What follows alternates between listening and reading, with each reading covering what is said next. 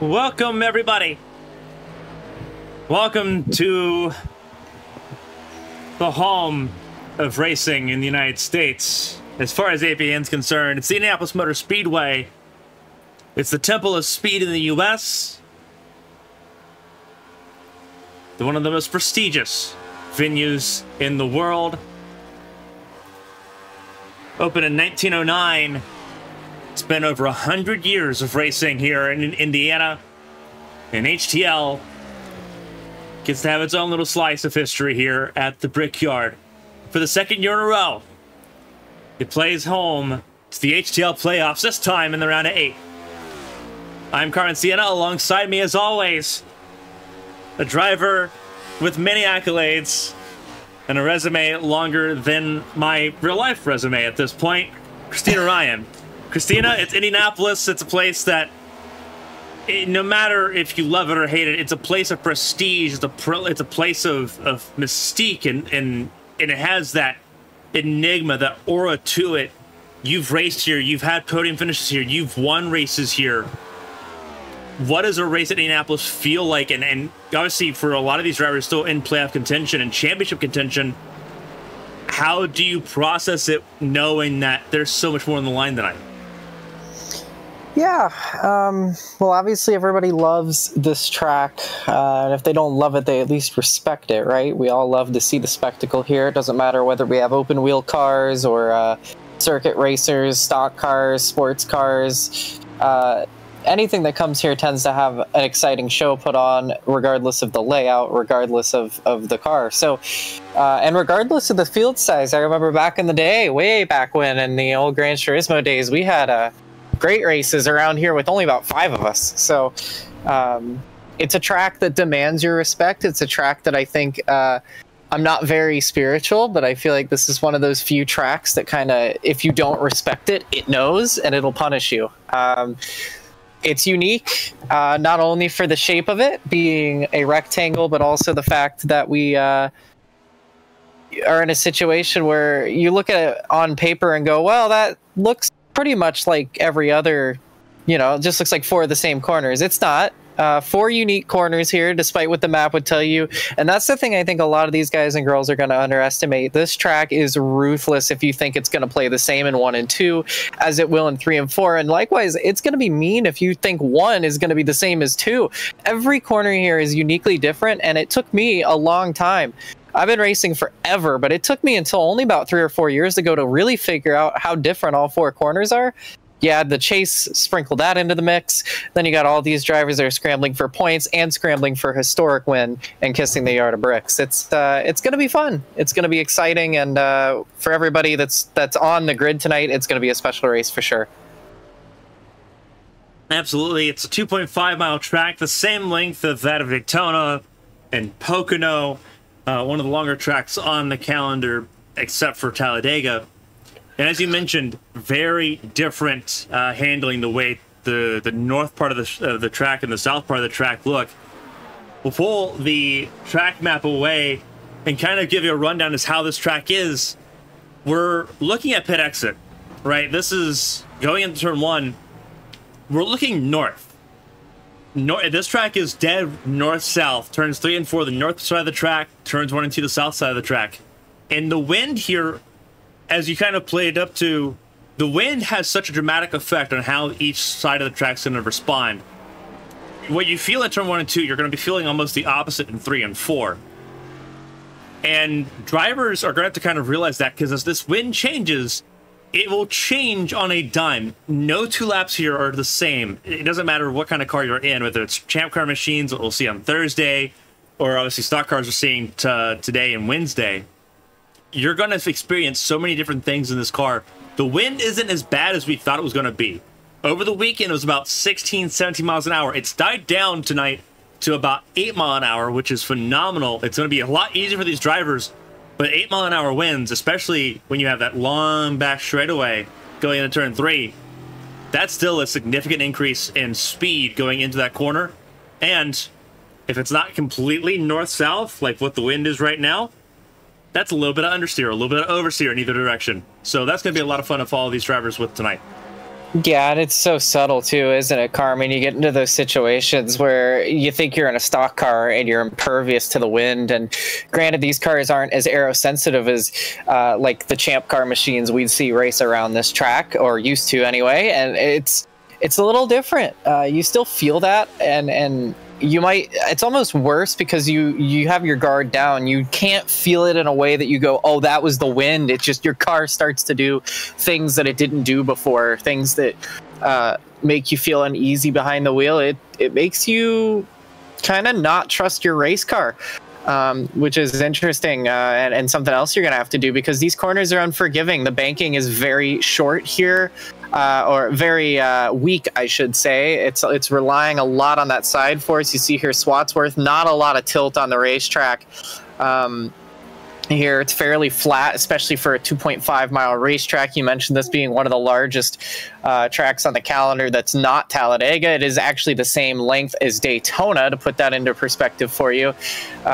So that's what these guys are dealing with. It's going to be an interesting one. I don't think they're going to be quite going 200 miles an hour today, but they'll be getting up into the 180s, 170s, I think. And again, with the wind, it kind of changes that as well. But I think what we're going to be looking for is tire wear too, though. That's the biggest thing that these drivers cannot underestimate. We saw it in 2008 in NASCAR, the absolute farce of a race we had there. The diamond cut grooves, because this is on old Indianapolis, mind you, before they resurfaced it again. So even more abrasive on tires than it currently is in real life. All that going to have to be kept in mind with this brand new tire profile that we haven't really used a whole lot, because, mind you, real NASCAR does not race on the oval anymore.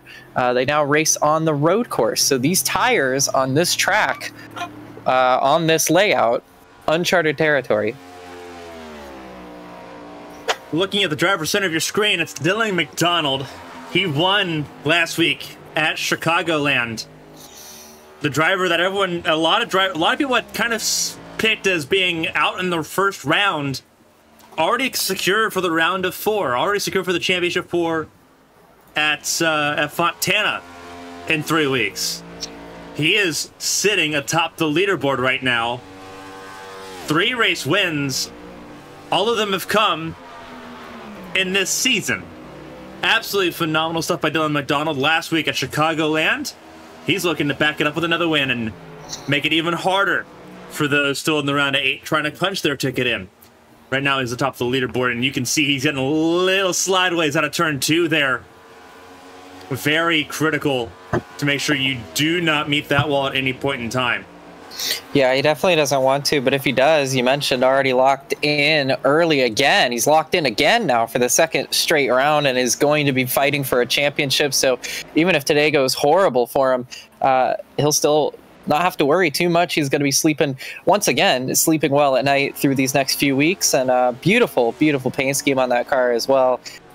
Throwing back there to the Jimmy Strong. Of course, we had the Jimmy Strong event at Daytona to kick off the season here for HTL. It was the points race, basically their Budweiser shootout.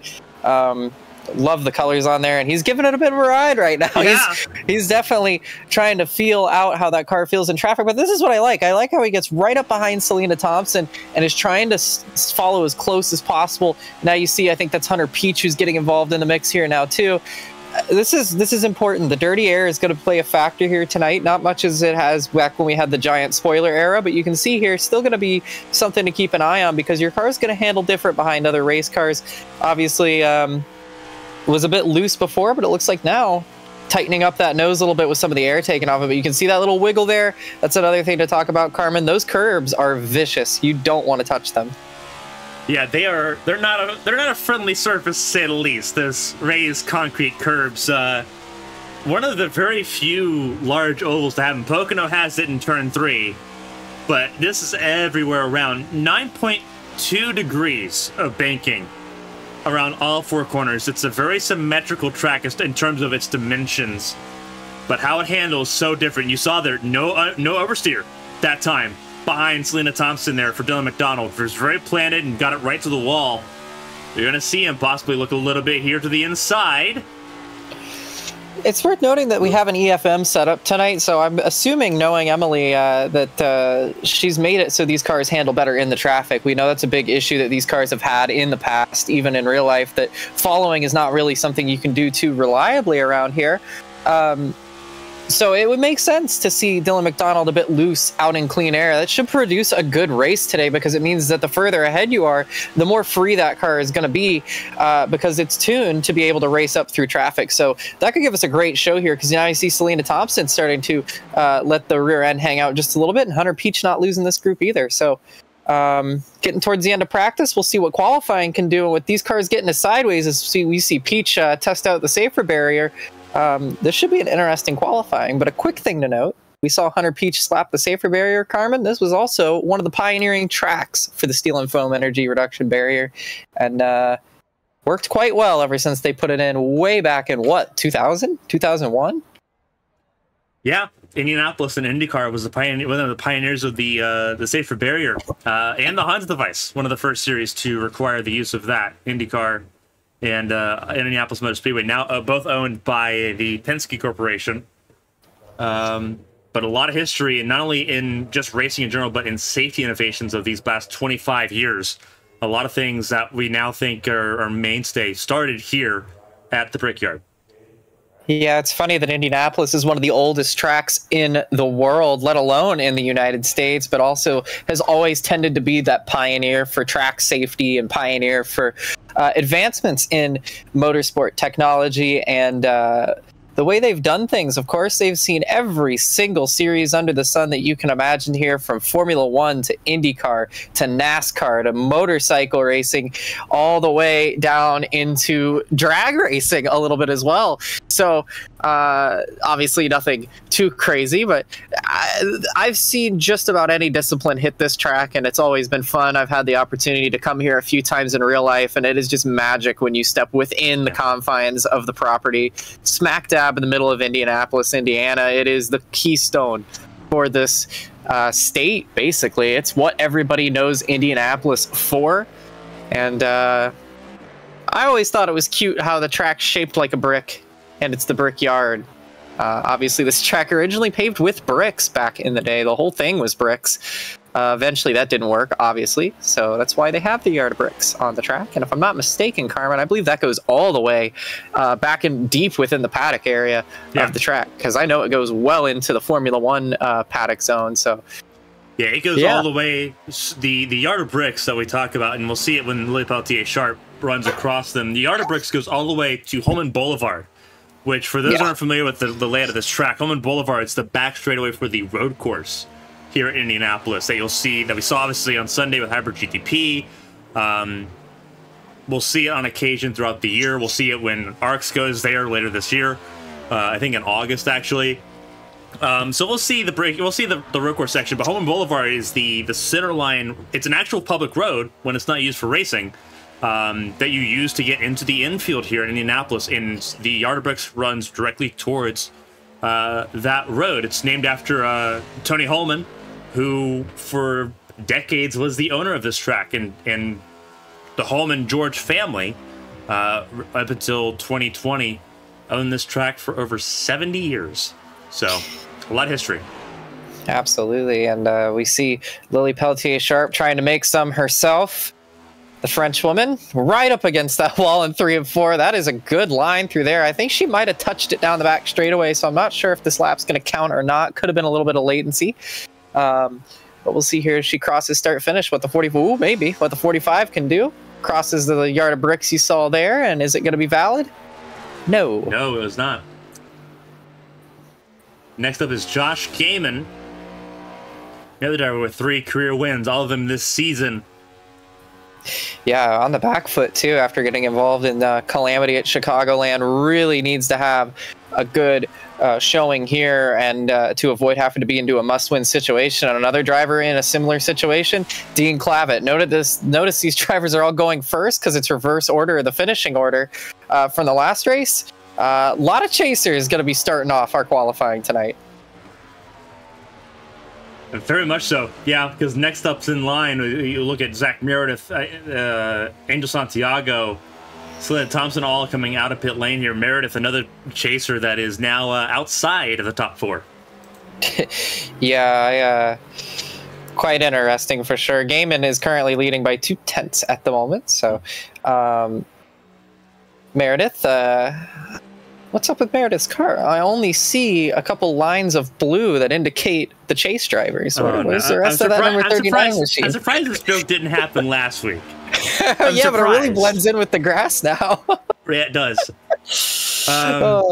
Down the back straightaway. Big shout out, by the way, to the number 25 of Blake Henderson for providing us with these excellent cameras. We hear a lot of comments all the time about how much that back straightaway cam on various tracks, how cool it is, especially at Talladega. Blake Henderson is the man behind the madness there, and trying to really do some incredible things with the iRacing cameras, as limiting as they are. He's found a way.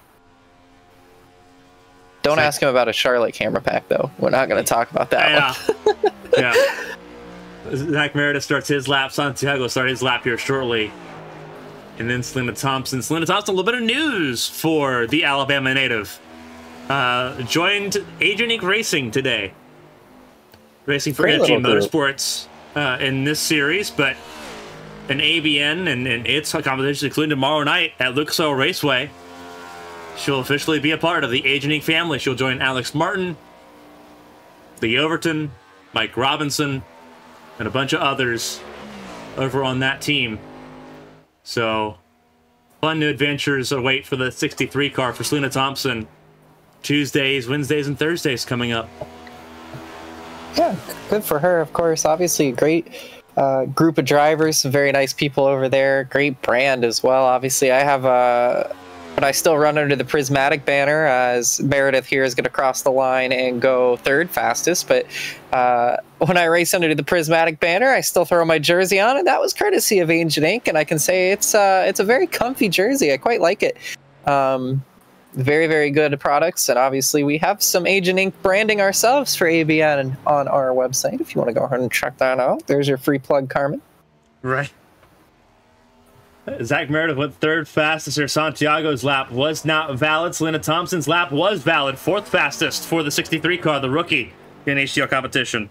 Have yet to have anybody leap someone on the timesheets. Everybody who has made a lap has gone slower than the last. So, Gaiman currently at the top of the board. Here comes Gary Donaldson for Tombstone and the number 22, back in that beautiful Under Armour machine that we're used to seeing him in through the mid part of the season.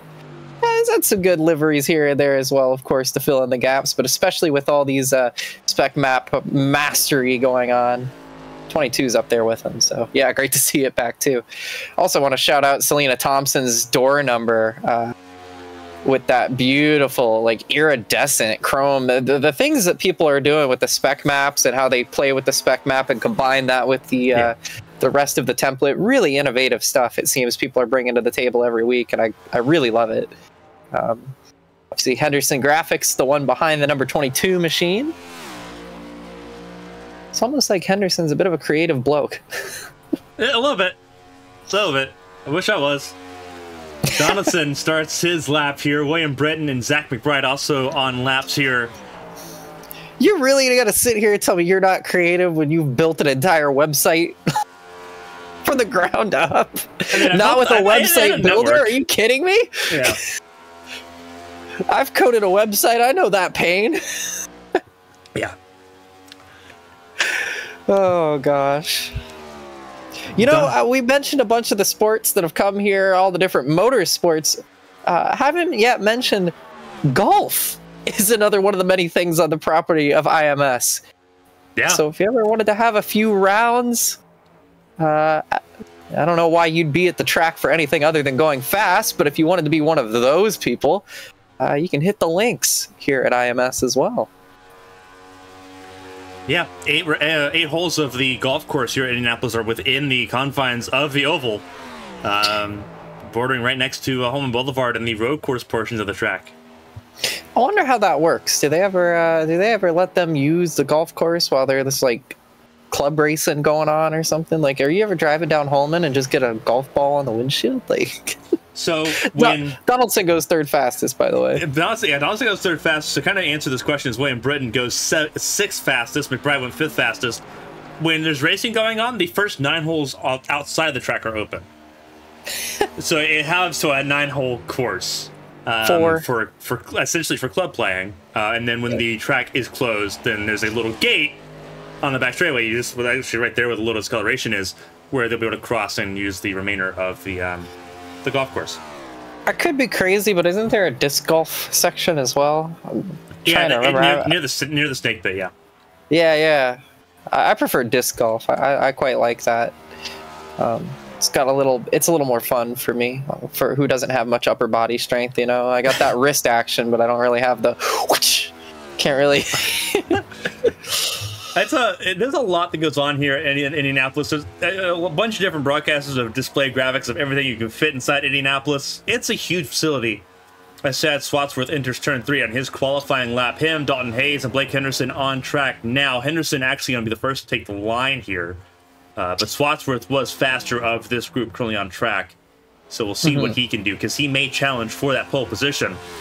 Yeah, this track is massive, but the dimensions of the track and the property that it's on have not changed in 115 years. Yeah, 114 years, actually. Yeah, it's over 100 years old. Turned 100 in 2009. God, I feel old. But yeah. Also, there's a dirt oval, too, outside of turn number 3. So add that to the list of things you can do. I will never forget it, though. The first time I came here, I don't remember how we ended up in the infield, but we went over to the Hall of Fame, the Indy Hall of Fame, and they were doing IndyCar testing the day that we arrived there. And we went under the bridge between 1 and 2. And I think it must have been Holman that we came out on. I remember seeing in the background, this was back in the old IRO 5 days, right? So it was like 2006, 2007 IndyCar, like Firestone testing, and those old V8s. Oh my goodness. Coming from the outside and hearing it, but then hearing it echo off of all the grandstands around here, I think it kind of sold me for life. But also, we're here in May and not August, so it's a little not quite as unbearably hot and humid and muggy as it has been in the days that the Brickyard 400 was run. And also, I think you might know a thing or two about what happens if somebody does a burnout over the bricks, Carmen. I think everybody's thought about it. Lots of us have probably done it in a video game at one point. Mike's follow-up question for you as well is, what happens if somebody spins across the yard of bricks? Is there some forgiveness there from the spirits of Indy, or any mark over those bricks is going to get you in trouble? It's a give or take situation. Let me put it this way: I've not seen someone win this race, burn out on the bricks, and then proceed to win it ever again. Granted, if you're already spinning and like if you're in the race and you're already losing, I don't think it really matters that much. But yeah, the bricks. The bricks that are on the track are very, very old. They can take a lot of traffic, but they are heat sensitive, surprisingly enough. So burning out and doing stuff over them will destroy the bricks. And that generally is a no-go. That's typically bad vibes. When you get vibe checked by the yard of bricks. Ask Paul Menard. Hey, you know what? Paul Menard, he was... Okay, let's be real. Paul Menard wasn't gonna... he won the one that he wanted to win.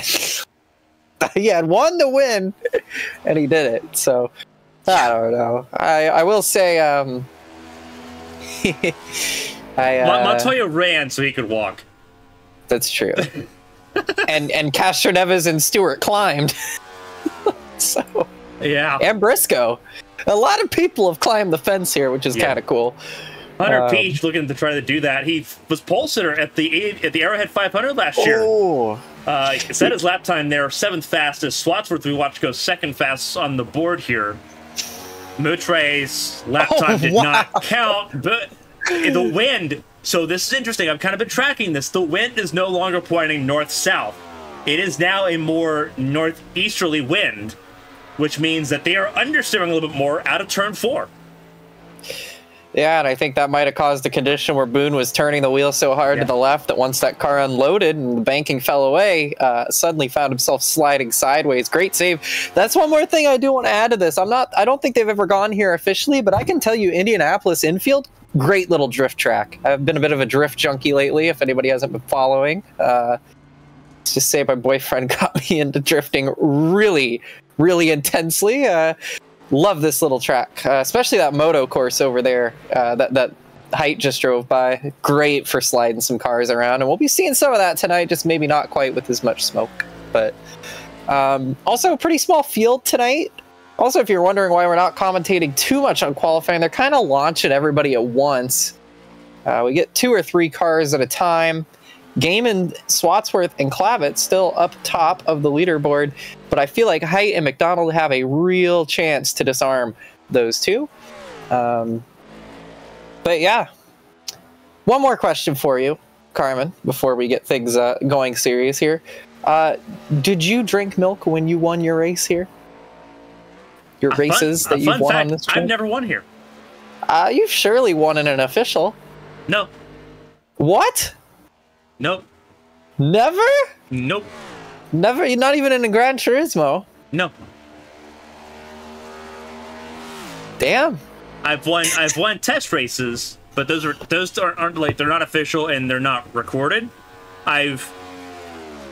Thursday will be my first race at Indianapolis on the oval in 3 years.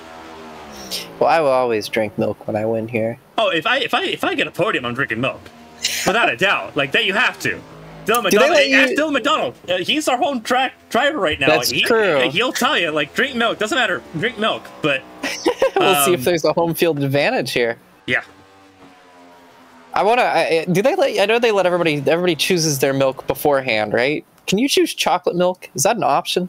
Can I ask for strawberry milk if I'm in the Indy 500? Yeah, you can. Can you really? Yeah, be like, yo, can I get some Nesquik? I think either Elio or Juan Pablo Montoya always ask for either. Elio asked for strawberry milk when he joined Meyer Shank. That's adorable. So Height goes third, McDonald goes second, Gaiman stays on pole with a 52.87. Yeah. And that'll be quali. And once again, top 5 all chase drivers. Not too bad.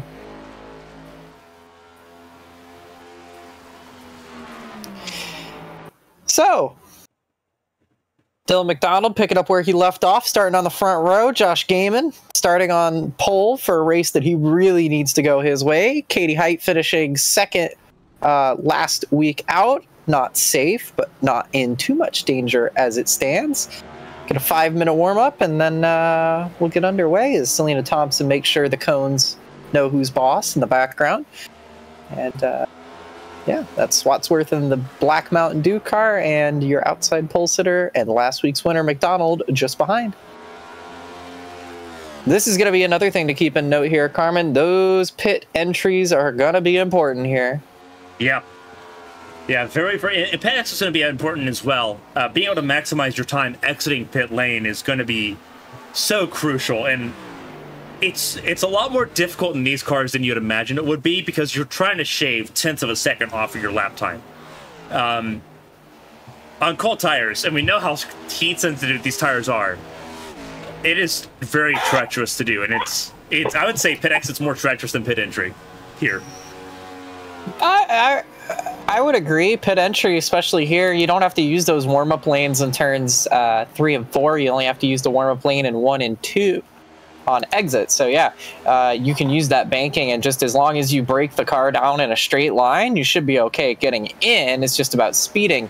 Getting off of pit lane is super tricky because you don't have any banking there. You thought having, what was, did you say 11 or was it 9 degrees of banking? 9.2, yeah, to be exact. Yeah, 9.2 degrees isn't a lot of banking. Well, how's about 0 especially since that infield isn't as smooth. It's bumpy, it's undulating, it's off camber, especially through 2. It's super off camber. You don't really notice it, but it's very painfully tilted around. Oh, it's a pain in the butt in a high grip Formula car. Then you put this little stock car on there, it's unhappy. The other nice thing is that, interesting thing to note here is that since it's the stock car layout, of course, the pit commitment cone and speed limit cone is further ahead, closer to you than it would be if it's the open wheel layout, which means that they're going to be coming straight off of turn 4 and having to get on the binders to try and slow that car down. And Carmen, I'm taking a couple test laps right now in the screen to speed Mustang, and I can tell you, they're going to have their hands full tonight. It's going to handle a bit like the old COT days, if I had to make a guess right now. And getting off of pit road especially, you might as well be on ice. Yeah. Yeah, it is not fun. It doesn't matter what car you're in. Like, there's so many things I've raced here. That pit exit has always been scary. You think about stock cars, open wheel cars, of varying degrees, whether it's been Grand Prix cars or champ car machinery, motorcycles have raced here. So many things have raced here, but pit exit's always been universally one of the scariest things about Indianapolis, because you're coming out and you immediately have to be on it. You don't get to kind of just wake back up like you do it like Daytona almost, for example, because you're on the apron, you just kind of just sit there and you kind of just wrap around for about half a lap. No, you get shot out of a cannon when you come out of turn 2. It is literally if it Ace Combat reference, weapons free. That's sort of what it is, and especially when you think about tomorrow night and Thursday night, it is going to be a dogfight, and tonight should be one as well. It is going to be a very competitive race. A lot of draft coming off the back of these Gen 7 cars. It's going to provide a lot of entertainment, that's for sure. Yeah, and the biggest friend here, this is one of those tracks that you race the racetrack more than you race anyone else. You run your own race, especially when it comes to pit strategy, which is going to be oh so important here. It always is, no matter the discipline. Pit strategy has won and lost many races, and I'm not just saying that because I won my only road course race of the Champ Car season on my way to a championship here on the road course via a pit strategy, but getting on and off pit road is just so important here, and it always comes down to that in the 500. You're always coming down to that how you can manage your fuel, how quickly you can get on and off pit road, how you can pre-merge with the group here. Obviously with these stock cars, it's all about saving tires. It's about preserving that right rear, making sure, well, it's not an issue on iRacing. In real life, of course, you're making sure you don't push a tire to the point of a blowout, because if you have an issue with a tire here, you find the wall pretty quickly, and it's never at an optimal angle, Carmen. That's one of the things about this being a square racetrack with 4 distinct corners. You're never going to have a gentle meeting with the wall. Yeah, this track at Pocono are one of the tracks where it doesn't matter what happens, everything's going to hurt. And this is also one of the very few tracks that do not have safer barrier all the way around. Very, very importantly, especially in the short shoots here, between 3 and 4 and between 1 and 2, no safer barrier. Yeah, and they have that Armco on the inside as well. So there's some concrete down the back stretch and down the front stretch. And obviously, we need to talk about it because, unfortunately, both in real life and in sim, we've seen quite a few people find that pit wall attenuator over the years a little suboptimally placed to where you can kind of bounce off the wall in turn 4 and find your way into it. That's going to be something to keep an eye on too. We need to be careful and mindful about that, because we wouldn't like to see anybody Fury strong the wall. And if anybody knows what I just said and heard that reference, you get a cookie for being a veteran. Josh Gaiman looking to punch his ticket in. He starts from pole position here tonight for Stepping Stone Motorsports. Alongside him, Dylan McDonald, trying to win at home. He's already in the championship 4, but how sweet would it be to win at the Brickyard? He starts alongside the front row. Kalen Height and Chad Swatsworth in row number 2. It's chase drivers all in the top 5, and it is crucial that you turn that top 5 into an even better result. As you look at Dean Clavitt there, 5th place for him. He starts alongside Gary Donaldson for Tombstone Motorsports. Their top 6, a lot of playoff drivers, and Zach Meredith is going to add to that, starting 7th in row 4 alongside Zach McBride. Yeah, it's going to be an exciting one to watch tonight. Of course, you've got Hunter Peach and Blake Henderson behind. Henderson had a great race out at Chicagoland, but not qualifying so great this time around. Matthew Boone and William Britton behind. Britton with a good qualifying effort as he continues to try and build on that momentum. But as we flip our way down, we'll find not many cars left in this thing. It's going to be a small field, which means that the chances of you being the winner go up drastically here. So they're going to be very hungry, especially these drivers a little further down, maybe not used to being up there. Selena Thompson, Dalton Hayes, Pelletier Sharp, Moutre. They're going to be super, super hungry because this is a great opportunity for them to have a great finish. And then you got Angel Santiago and Caleb Eichler rounding out the field. And don't count Eichler out either. We've seen some pretty heroic things happen from the tail end of the field in this racetrack. So we've got the cars, we've got the fans, we've got everybody watching here on the track. The Ford Mustang pace car are going to take that left-hand turn, and we're about to hear the symphony of speed around Indianapolis. You know, it doesn't matter what comes here. It doesn't matter what the reason, how much prestige there is to the event. There's always something about Indianapolis that just makes it that much more special.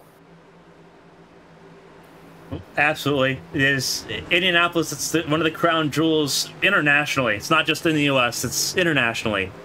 Drivers from so many countries have spent time at Indianapolis. And tonight, over 12,000 horsepower will roar across the Brickyard. Pace car will take the hard left into pit lane. It's Josh Gaiman and Dylan McDonald leading us to the green flag. It's showtime. The ABN 200 at the Brickyard is underway.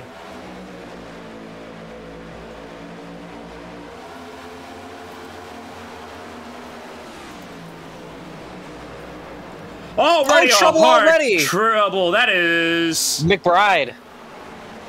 Yeah, that's the 47 of Zach McBride. Oh my goodness. And it was a hard whack.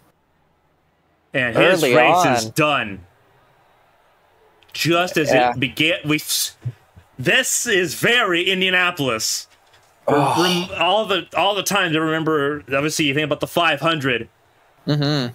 Turn one, someone's race ends from think of 2014 with Takuma Sato and Sage Karam.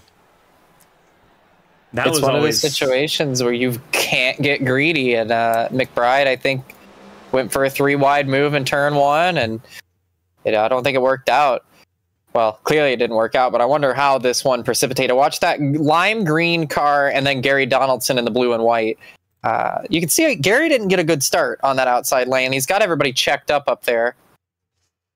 I think that's Henderson right behind, so see this play out. Remember, everybody's on cold tires too. Oh, Gary gets a terrible turn one. Really just a poor start from Donaldson, and McBride tried to squeak in the middle, and it just really was early for that. And hard lick. I'd love to see another angle of that, Carmen, because that car came completely off the ground when he hit that outside wall. Thankfully into the safer barrier, but definitely giving him a good test on turn one, lap one. Here you see, yeah, I see where the whole, you know, I'm not sure why Gary had such a bad start, but at this point, there's no saving it on those cold tires, and then this impact is just, yeah, you can see how far it came off the ground there.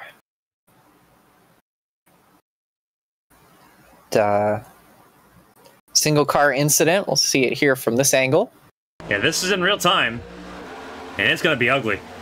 Yeah, Gary Donaldson just did not get a good start, and McBride,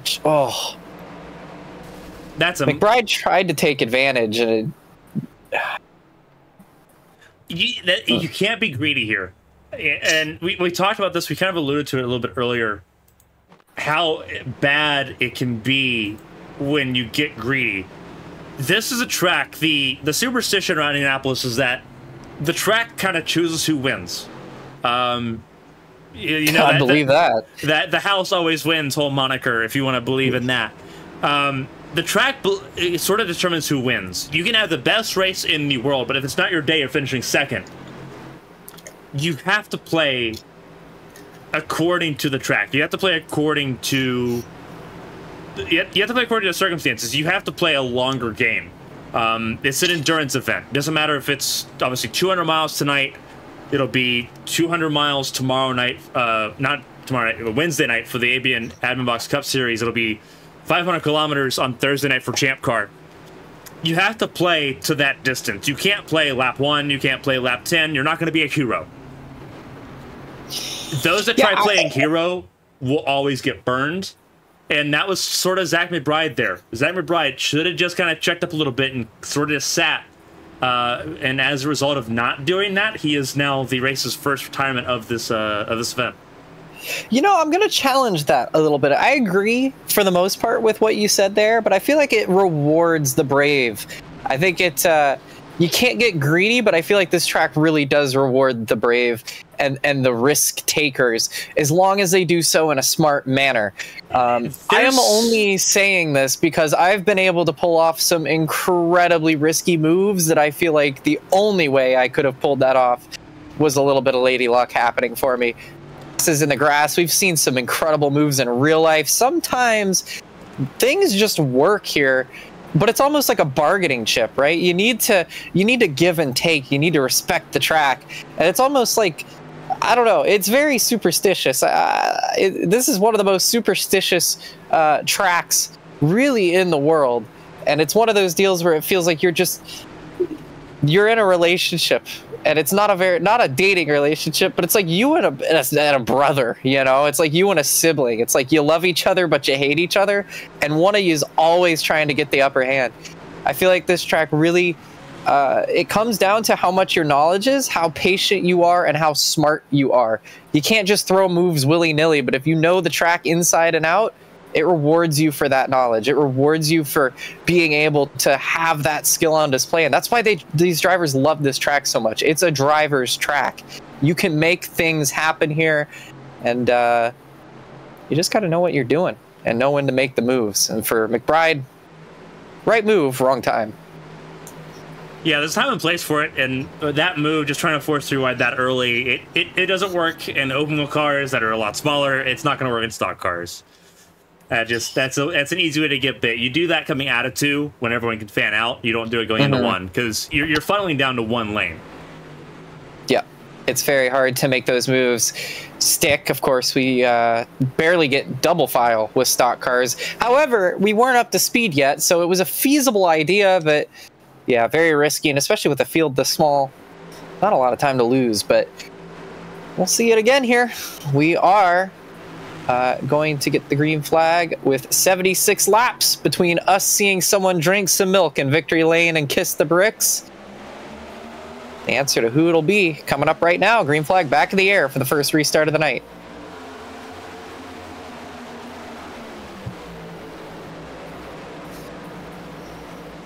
Keep an eye a little bit further back. Hunter Peach moving spots, getting around the outside of Donaldson. Everyone fanning out still once again, but stagger stepping it through turn 2.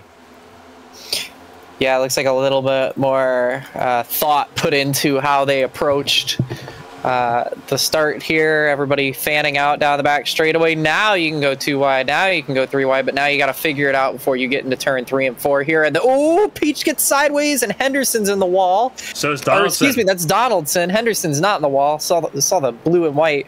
And Britton hit the wall too, but everybody keeps it going.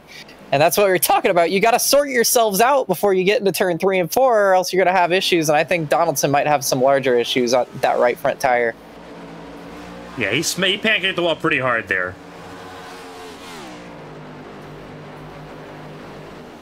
Everybody keeps it pointing in the right direction, though, and we'll stay green. Things sorting themselves out at the front. It is 7 championship chasers. All of the drivers still in the chase are all up front right now. It's almost like it's the way it should be. A little bit. Obviously, these drivers are in the championship hunt for a reason. Only 4 of them are going to progress in 2 weeks' time to go race for a championship, and the man in 4th place has already punched his ticket, so he doesn't really care besides trying to win at his home track. Nobody knows what it's like to win at Indianapolis and what it means more than someone who lives here.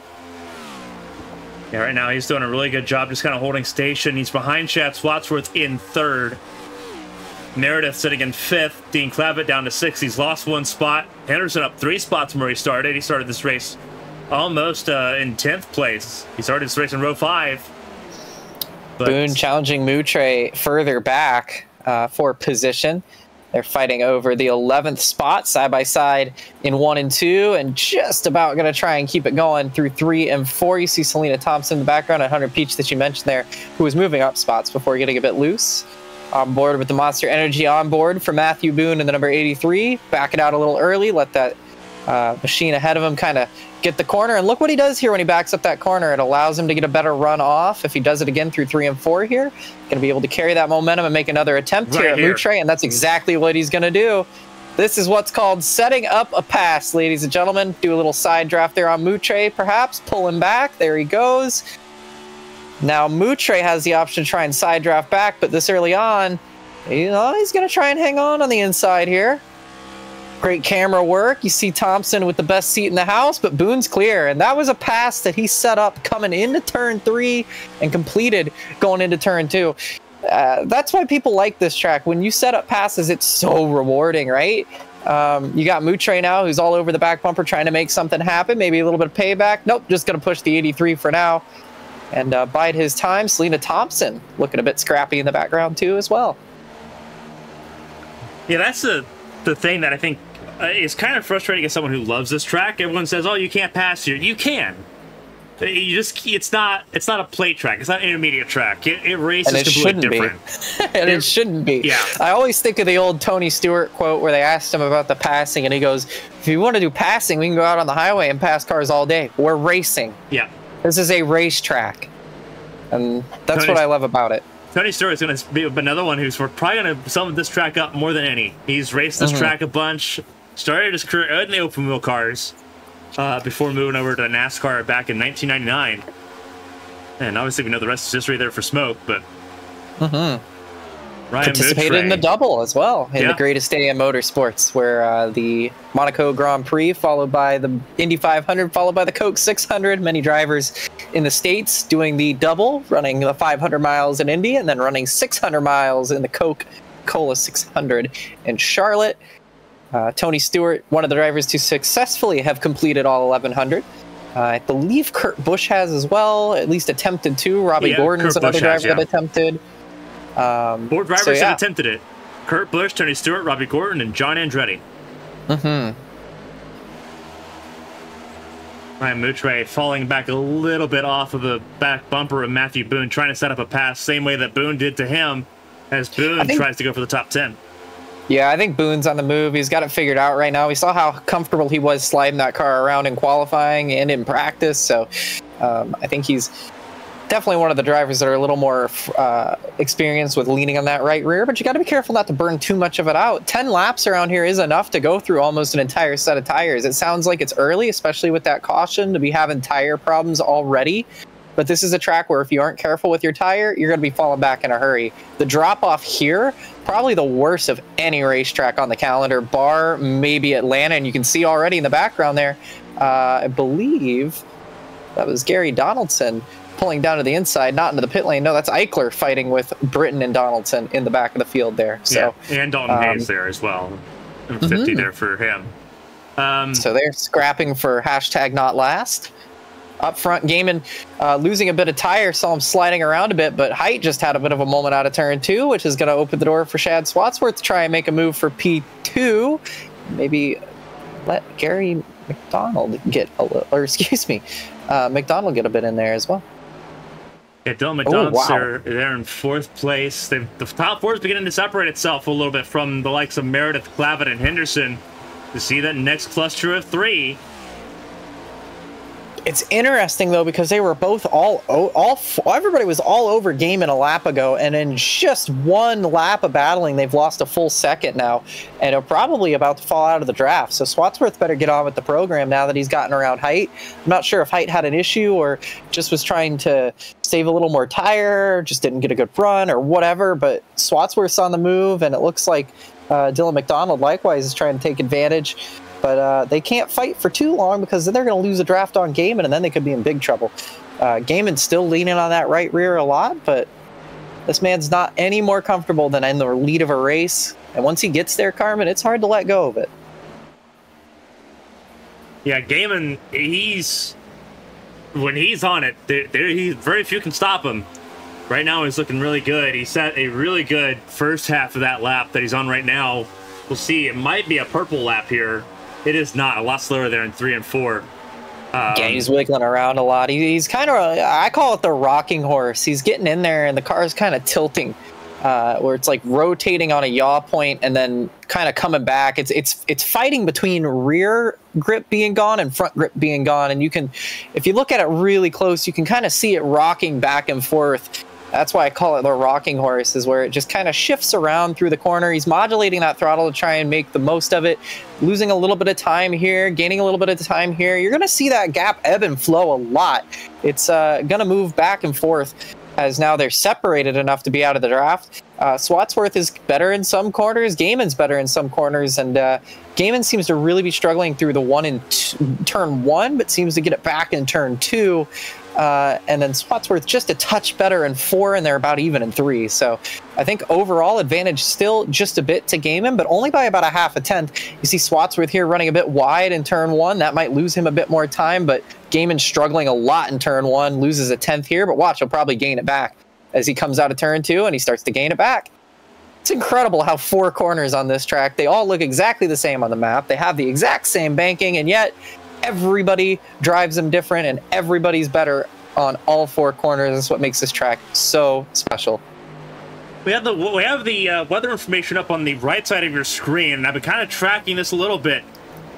8-mile-an-hour winds. The wind speed hasn't changed off much, but it's due west.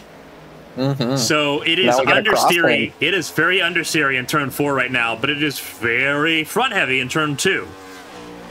So that's probably playing a little bit to what's going on here right now. Everyone's having to fight something a little bit harder in 4 than what they were in the first half of the lap. And you may be sitting here and you may be watching this and thinking, why is this so exciting? They're just running in a line, you know? Nobody's really doing anything. Nobody's going anywhere. It's just everybody kind of running around. Look at how hard. I'd love to go on board with somebody here, maybe with height so we can see the 4 of Swatsworth as well, maybe with a visor cam. They are fighting these cars so hard. And we're seeing this ebb and flow where Gaiman gains a little, then Swatsworth gains a little. Watch this orange line. That's the center point of the steering wheel for Katie Height. And then watch the cars in front of her, too. Look how much her hands are moving around.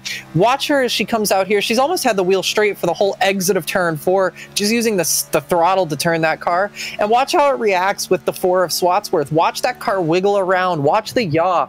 These guys and girls are absolutely struggling. And look at, you can see there's the 4, wiggles up out of the racetrack just a little bit, now gets the grip back. Now there's Height fighting with the wheel a bit. They're all doing this.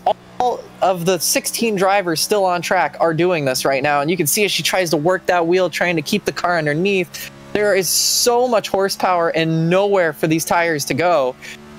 It's so incredible to watch. And as we see this, Swatsworth had a really good lap. Height's following Swatsworth, has a lot of draft, and is just doing a good job taking care of her car to not lose distance to Swatsworth. But they're both gaining on Gaiman now. As you look back, she's pulling away from McDonald, who's on an island of his own.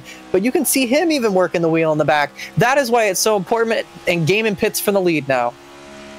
Yeah, Gaiman pitting a little bit early. Fuel mileage windows between 17 and 19 laps. So Gaiman pitting a little bit earlier here. Yeah, especially since we had the caution. Yeah, that caution should have pushed the fuel window for the first stage to about lap 20. And so it's lap 25 is when stage 1 ends. Everyone had to make a pit stop in this stage. And we believe stage 2 would be about the same way as well. You'd have to make a pit stop during stage 2 and stage 3. It should be a 3 pit stop race in reality. And here's the new thing about this that's important. because we were just talking about how much these guys and girls are struggling right now, just fighting the cars, racing the racetrack. Now they've got to do it even faster because they need to cover off these situations where the early pitters have been.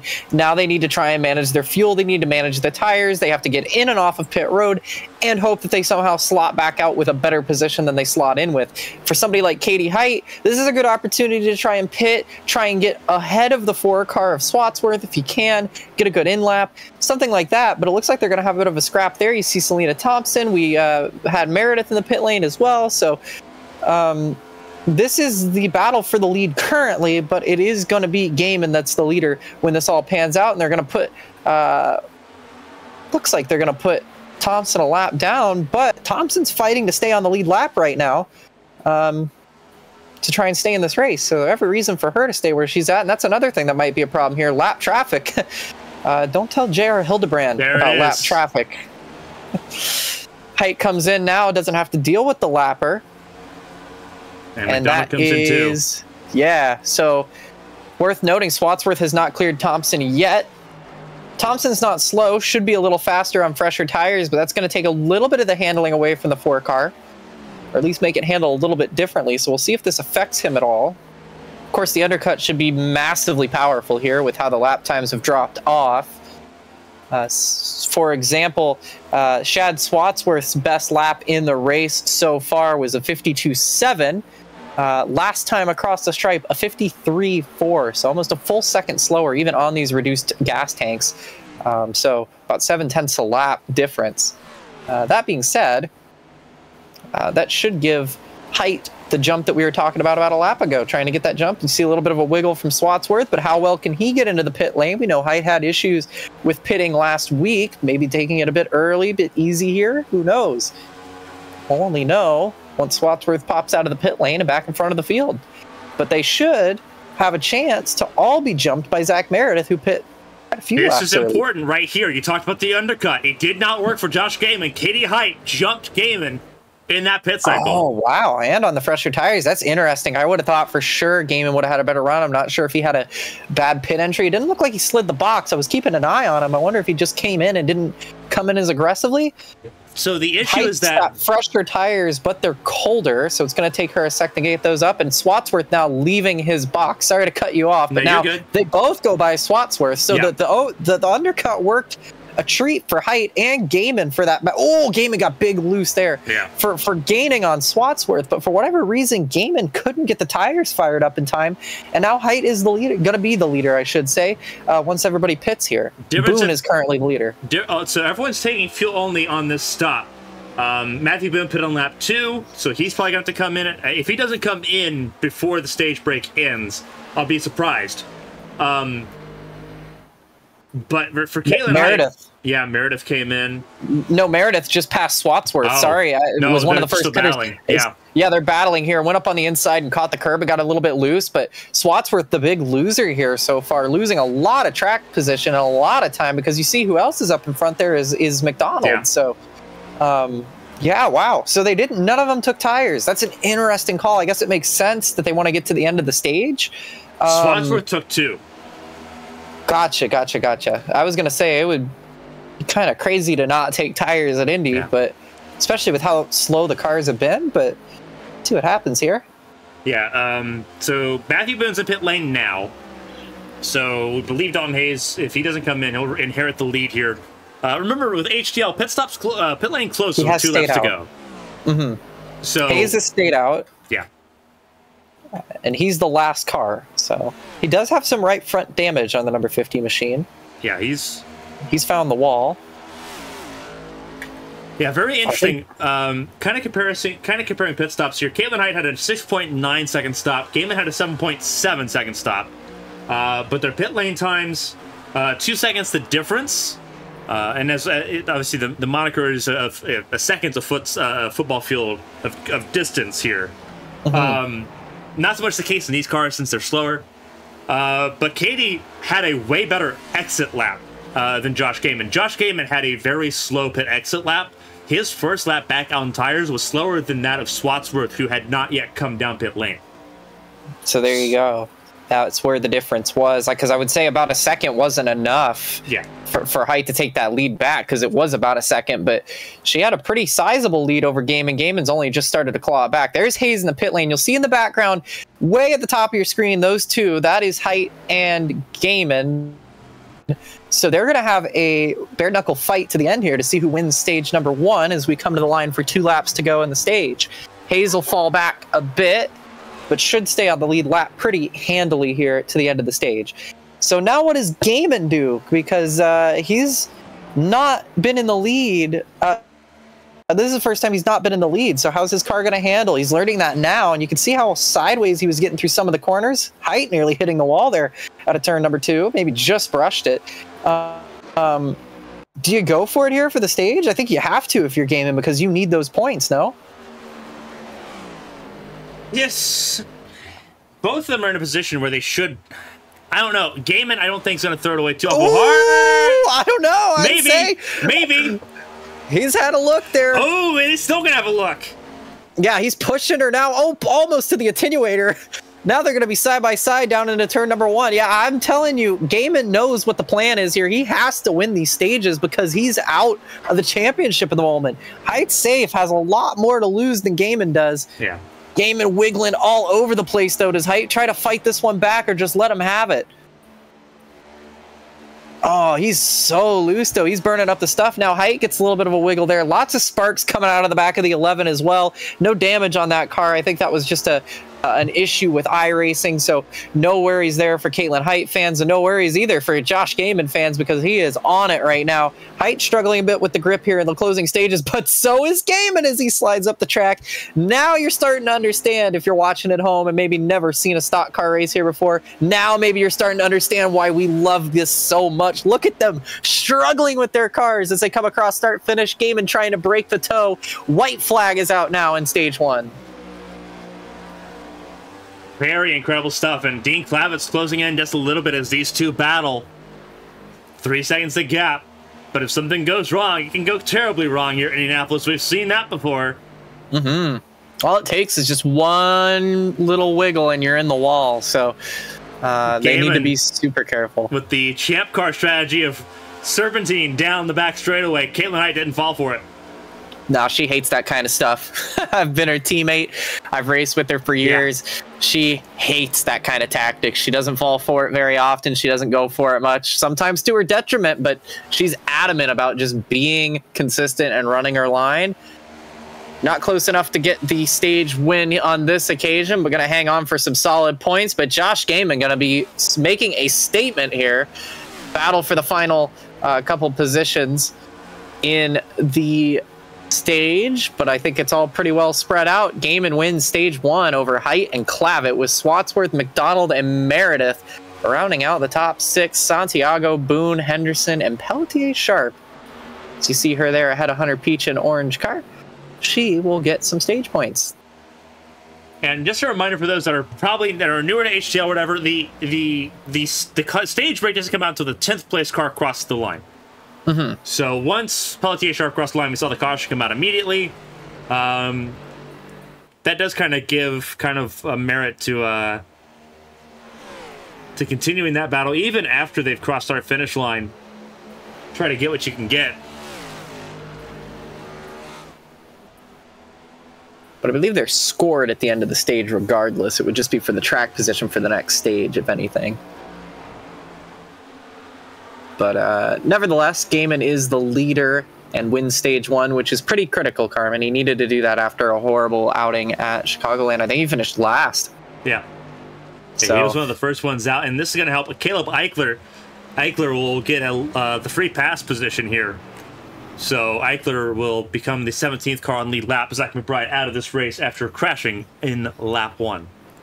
Yeah, his ABN 200 at the Brickyard didn't go much further than the first half a mile, unfortunately, but frustrated, but no worse for wear for the 47. We'll see him next time out, I'm sure, when we head into the next round at Bristol, which will be exciting.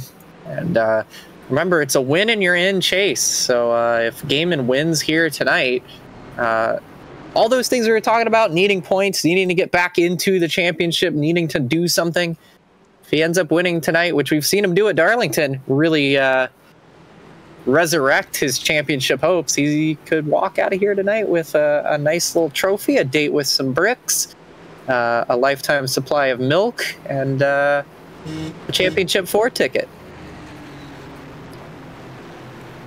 Pit lane open. Here comes the tire stops.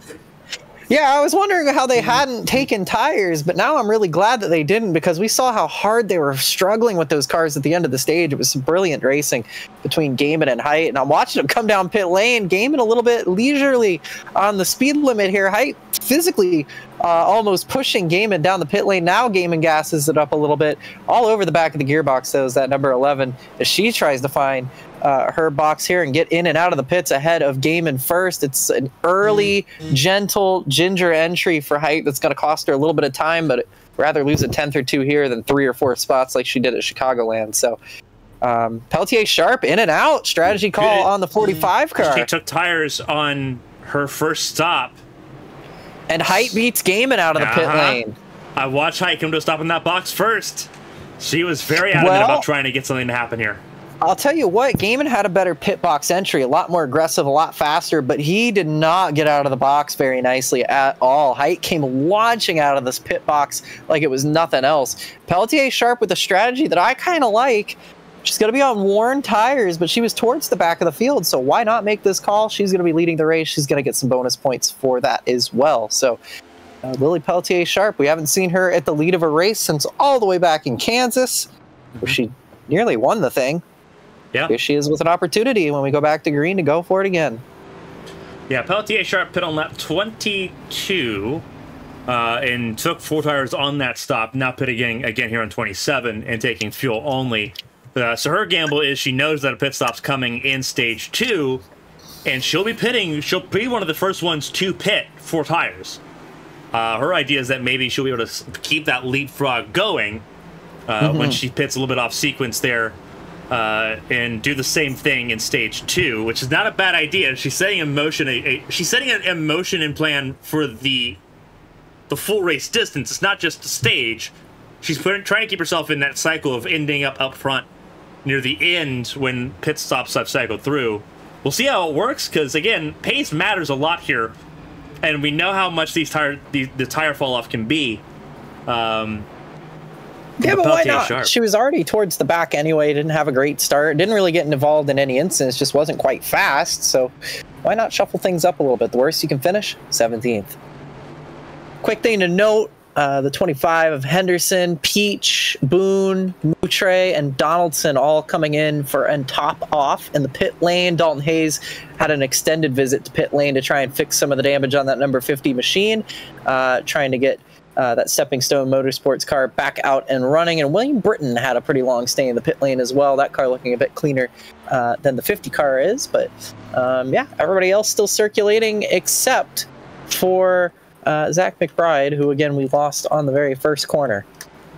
The only other car that has visible damage is Dalton Hayes. Everybody else looks pretty good to go, and should give us everybody on the lead lap for the restart here. So it's going to be exciting as we get the 1 to go. It's going to be Sharp and Height leading us down.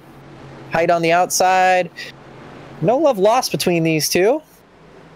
Let's see if Height tries to make anything fancy happen around the outside. With those fresher tires, she has a chance to try and make it happen and pinch Peltier Sharp down. I think she knows her fight at this point with Gaiman and with Clavet. I think that Peltier Sharp, she's going to be a threat later on in this race. But as long as she can hold on to that top 5 and just sort of just be just keep herself like buoying above service level. I think Peltier Sharp's in a really good spot strategy-wise. We'll see. We'll see. I've been wrong before. I've been right before. I've seen some things, done some things here at Indianapolis as a spotter, but we'll see what Peltier Sharp can do here from the strategy standpoint as she brings us to the beginning of stage 2. We'll have over 20 laps left to play in stage 2. 21 at the line, and away we go. Blackjack. And it is a gamble. Yeah. Right where I was going with that. Peltier Sharp clears, but almost tags the wall. I think she just about got away with it. She was so desperate to try and clear Height and hang on to the lead. Didn't hit it on my end. Looking out of my booth, it didn't look like she touched it, and it looks like she still has momentum. 3 wide almost by Clavitt, thinks better of it, now tucks in behind Gaiman, but she was so desperate to get the position and get the lead that she very nearly threw the car away, but look at what it's done. She did get the position, she does have the lead, and now she's the Pied Piper. She can try and hold this lane up and decide what she wants to do, and it's a madhouse behind. It looks like Talladega in the mirror, but look why that's important. Side by side behind her, she has the clean air, she has the lane choice, she's off and away. Risky, risky, risky gamble. But it looks like for now, she's playing with house money. House always wins until it doesn't. Right now, Peltier Sharp doing a phenomenal job leading the way. It's pandemonium behind this. Meredith and McDonald. McDonald fell back a lot in that pit stop cycle. He's back down. Sorry, Gaiman just got really, really loose. Talk about loose. Henderson and Santiago. And I think Henderson's going to keep it off the wall, which would be amazing if he did. I'm going to have another look at that. Yes, he did. Holy cow. We're going to have another look at that, because that might be one of the... if Henderson stays alive to the round of 4, that's what did it right there. We'll play in slow motion here. Santiago bounces off the wall, I think, across the nose of Henderson and sends both of them towards the inside. I don't know if he hits the wall, Carmen. I think he just gets loose. Yeah, he just loses it. He just drops it. He drops it big time. That's Ed Jones and Danica Patrick levels of dropping it out of turn 2. Yeah, that's some pretty significant contact to the 25, but this is your championship going up in dust right here, and just about keeps it off the wall. I don't know why he locked it up there. You see, he gets the throttle back into it again. He almost let it slide all the way into the wall. Maybe he just saw we were watching. ESDA, get this man a license. Yeah. Great save. Yeah, don't know how much damage is going to be on the nose of that thing, but it could have been way, way worse. The wheels are all intact. Great job. Doesn't look like it's dented in the hood at all, so whatever it is, maybe just repairable with the front clip. Yeah, I think I'm more worried about the engine, though, if that did any damage to the RPMs. Those are very important, but goodness gracious. Henderson with a brilliant, brilliant save. And we talk about moments that make or break a championship campaign. If Henderson's night was over, that would have surely forced him into a must-win situation headed into Bristol. He's still in control of his own destiny tonight. Yeah, right now he was right inside the championship 4. And that was so important. Pit stops happening now. A lot of drivers coming down for fuel only, I would assume. I wonder if Peltier Sharp's going to take tires this time around and try and continue to throw the strategy game. I don't imagine everybody here is going to take tires, but you got to say it worked out for her. It was a risky move, maybe not the smartest play. I think it worked out. I think it's overall, she did what she intended to do. She held on to the lead, and it looked like for a moment she was going to run away with it. We'll see if she comes out in front of this field. But Thompson and Britton continuing the strategy game, and I love this. I love a good strategy split. More gamblers. Now, this is where it gets interesting. Because we know William Britton's good for this now. He's showed his hand a couple times. One more caution before the end of this stage, and you can make it on fuel if you didn't stop on this pit stop. Everyone that's pitting now, you're now safe. You're now sprinting to the finish.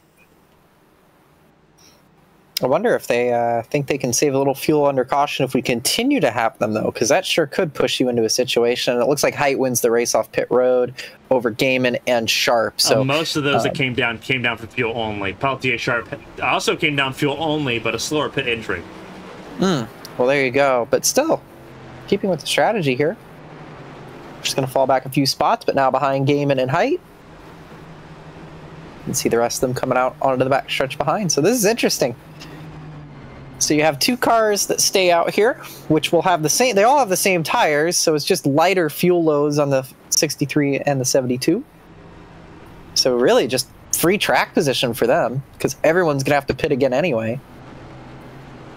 It's free real estate.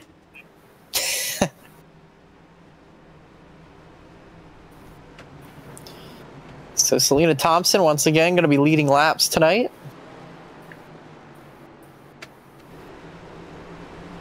Big night for her. Yeah, absolutely. Trying to get that Agent Inc. racing machine out front doing so, getting us to talk about her. She comes across the yard of bricks in P1. Britton up front again, playing the strategy as he has for the last 4 weeks or so, and it's worked out for him. 1 to green. Want to keep in mind everybody but Henderson in the top 10 for the chase drivers, but Henderson keeping himself alive. And even if he does have some damage, Carmen, this save really keeps him in the hunt, because if we get some more calamity, some more wounded cars, with how small the field is this time out, he could still salvage a top 10 finish, which could be enough to hold him over into Bristol. So you mentioned coming into this race just inside the championship 4. See how things shake out. If he gets up there and wins some stage points like we did last week, might keep himself alive. Really critical to keep that car from harm's way there on the backstretch. Yeah, what a heroic move there by Henderson just to keep that thing rolling. And obviously now 3 cars out. McBride, Eichler, and Santiago out of this race. Eichler out retiring on his own merit. Nothing significantly wrong with that number 27 machine. Mm-hmm. Also, update on Dalton Hayes with this most recent caution, able to repair the bulk of the damage on the number 50 machine. They have exchanged the right front fenders. So that thing back to maybe not full strength, but back to a lot more strength than what it had previously for the Atlanta winner. And out front, it's going to be Thompson and Britton ahead of Gaiman and Height. And it's going to be a battle of skill and strategy among the 2.5 miles of the Brickyard as we get ready to go green again with what will be 16 to go in the stage.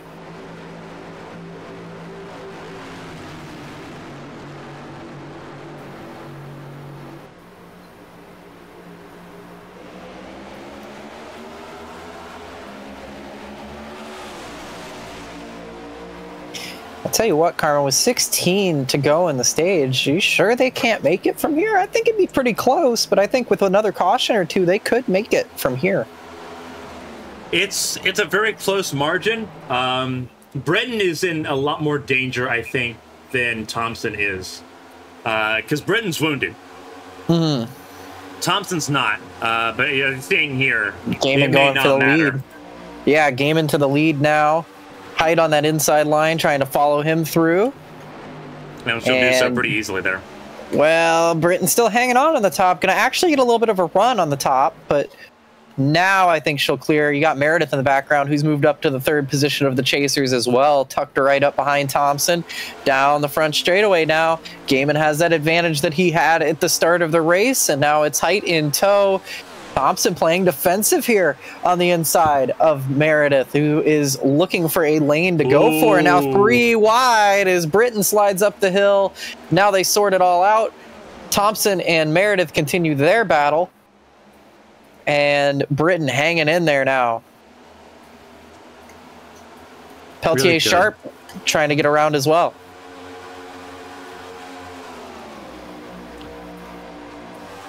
William Britton looking at the inside of Meredith again. They didn't take tires, so there's no grip advantage here between those that pit and those that didn't.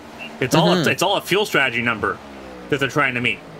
Yeah, the only person who's at any disadvantage is Sharp, who has 6-lap older tires than the rest of the field, but she seems like she's got a little more pace than Britton, who you mentioned was wounded, struggling a lot with that handling on the 72 machine. And here comes Swatsworth to make it 4 wide down the, or 3 wide rather, for the 4 car down the front straightaway, now down to 2, as he's going to challenge Peltier Sharp into turn 1 and try and get that position, and does. Between Britton and McDonald. They've got it sorted out now. Yeah. But it almost sent both of them into the outside wall there in turn 1. And McDonald's going to chop off the 72 here and make sure he stayed clear. Yeah, Britton not so successful as he's been in the last couple of weeks with this off-sequence strategy now. Is Boone going to go side-by-side with Henderson behind Peach now. And Henderson's going to slide up and nearly clips Boone. Peach goes wide, and that opens the door for Dean Clavitt, who's going to try and pass them both in one corner, and very well might. Taking the position from Henderson and now fighting side-by-side with Boone, very close off of turn number 4. And now Henderson 3 wide. They touch down the front stretch, and wow. Clavitt blocks Henderson all the way to the pit wall, and they all somehow Get away with it. Henderson's not going to be happy about that, but a lot of refrain. I would have sent Clavin through that corner. I raced in the 8-pack challenge against Henderson. I ran over Henderson at Charlotte. I would have 100%. I would have sent him to the moon. Henderson showing a lot of refrain. Yeah, but Henderson also has the most to lose right now. He's the lowest running chase driver. Clavitt in a worse position than Henderson has a lot more to lose as well. So, or a lot less to lose because he's kind of already in a must-win situation. So, for him, he's got to try and make those aggressive blocks. Henderson still can rely on some good, strong finishes to get himself in. By the way, Meredith unable to get around Selena Thompson right now. So while it hasn't worked out very well for William Britton, who is now settled down in 8th place, about to be 9th place, fighting with Hunter Peach, Selena Thompson, she's done a great job so far, hanging up in 3rd at the moment and playing a great defense inadvertently for Gaiman and Height, who have a bit of a breakaway now. Yeah, it gives them a lot to play for here. For them, it is 100%. It is a sprint towards the finish of stage 2. Selena Thompson's about being a scavenger, about being a vulture almost for points. Obviously not a lot to play for in terms of positioning in the championship. Outside the playoffs, wasn't eligible for the championship to begin with. Sorry, contact down the front straightaway between Sharp and McDonald. They're dooring each other down the front stretch. And they're in front of a huge gaggle here. I didn't mean to cut you off, but I saw them rubbing doors, and now they're going to do it again and make a little bit of contact out of turn number 1, and then they hit again. Hard racing, but something's got to give eventually. Racing. Yeah. They're getting away with that for now, but they can't do that forever before somebody loses their temper or somebody loses their position. Look at that. McDonald not very happy about the contact. And now they've nearly done it again, going off into turn number 3. That is, you cannot stand between those two cars right now, even if you were on your tiptoes. They touch again through turn 3, and now they nearly do it again on entry to 4. They are still side by side as they have been for the last 2 laps. McDonald's not going to be happy. McDonald's not going to be happy about it, but this is phenomenal racing. Side by side, they're not blocking each other, they're not pushing each other side to side. But they're side drafting. It's racing. Peach is getting hungry. Absolutely, absolutely. This is good hard racing right now, and that's still that pitching. Way. This is classic. She's pitching him so hard. They touch again going into turn 2, and I think that's finally. Yeah, McDonald's had enough. McDonald finally got it to happen, but what a battle with Baltier Sharp, who was holding on older tires. Everything that she was putting into those Goodyear Eagles was right there. Phenomenal battle at Pelletier Sharp. It didn't work out, but phenomenal battle for her. We wouldn't have been able to say that at the beginning of the season. She's grown so much in this car. Absolutely. And you can tell she put a lot into it because now she's sliding everywhere. Matthew Boone trying to get to the inside. She's not letting these boys push her around anymore. Quite to what we saw either. That's another thing going on here. And as the 72 of Britton gives a big shot to the back of the 83 of Boone, going to render Pelletier Sharp without too much defense there. But she's going to bomb it off pretty deep into turn 1. Might go a bit too wide, but going to try and get back inside draft. Boone makes contact, and now they get together again. And now Boone makes some not retaliation, but just trying to hang on to it. Make some secondary, I should say, contact with Sharp, and they're both going to hang on. And now it's starting to get a little bit silly. Door me once, shame on you. Door me twice. Well, and a big block into turn 3. That's what she has to do, though. She backed herself into this corner with that tire strat. I got to say, honestly, credit to McDonald and credit to Boone, because I think they also, a handful of weeks ago, would have gotten impatient very quickly and hooked the 45 car after getting some contact that was unwanted. So credit where credit's due. A lot more maturity out of the entire field at the moment. But you can see Pelletier Sharp is just a cork in the bottle right now. She's trying so hard, and it's unfortunate for her because there's a way that she could have played that off, because she had to come down with everybody for fuel as Matthew Boone just tied the wall. But Pelletier Sharp, she could have taken tires. It would have put her to the back on that restart, but she would have had the advantage going into this run. there was a way that could have possibly played out, where she wouldn't be on the back foot like what she is right now. As that is, I believe, that is McBride. That's Mac McBride, who's rejoined the fray, looking for some scrap points there. So they've gotten that thing fixed up. Definitely out of contention. 43 laps down. But he's looking to pick off Santiago and Eichler, which he definitely can do. There's enough laps to do it. Meanwhile, up front, still holding station with Gaiman and Height, 22 hundredths between the two leaders. Gaiman having a nice race so far. Definitely going to be needing to win this one to move on, and Height looking like a very well, not necessarily needing to win this one, but already on the back foot, so would love to win this one and not need to worry about it. But Height doing nicely so far. 2 second places could be enough to kind of point her way in here, especially with a lot of the drivers that are going to be missing points. But and these stage points will help as well, and especially you look at next week being at Bristol. We know how crazy and how chaotic Bristol can be. So you got Matt Smith, who's already in a must-win situation now, having missed the event tonight, the number 29. So he's going to be going in there with one mission and one mission only, which is win. But yeah, by the way, Boone v Sharp still going on, and they've just made contact at a turn number 1, and Henderson nearly gets involved in it. Oh, Boone and he down is on going the to tag access the wall road. almost. Oh, wow. they just got together. And Selena Matthew Thompson Boone. pitting this time, by the way. Yeah, might Selena be in the Thompson. nick of time. Yeah, Selena Thompson had to pit for fuel here. I kind of figured that those that did not take fuel were not going to make it to lap 50. Oh, and they are swallowing her up here. It doesn't matter whether she's pitting or not. They want to get the position. Yeah.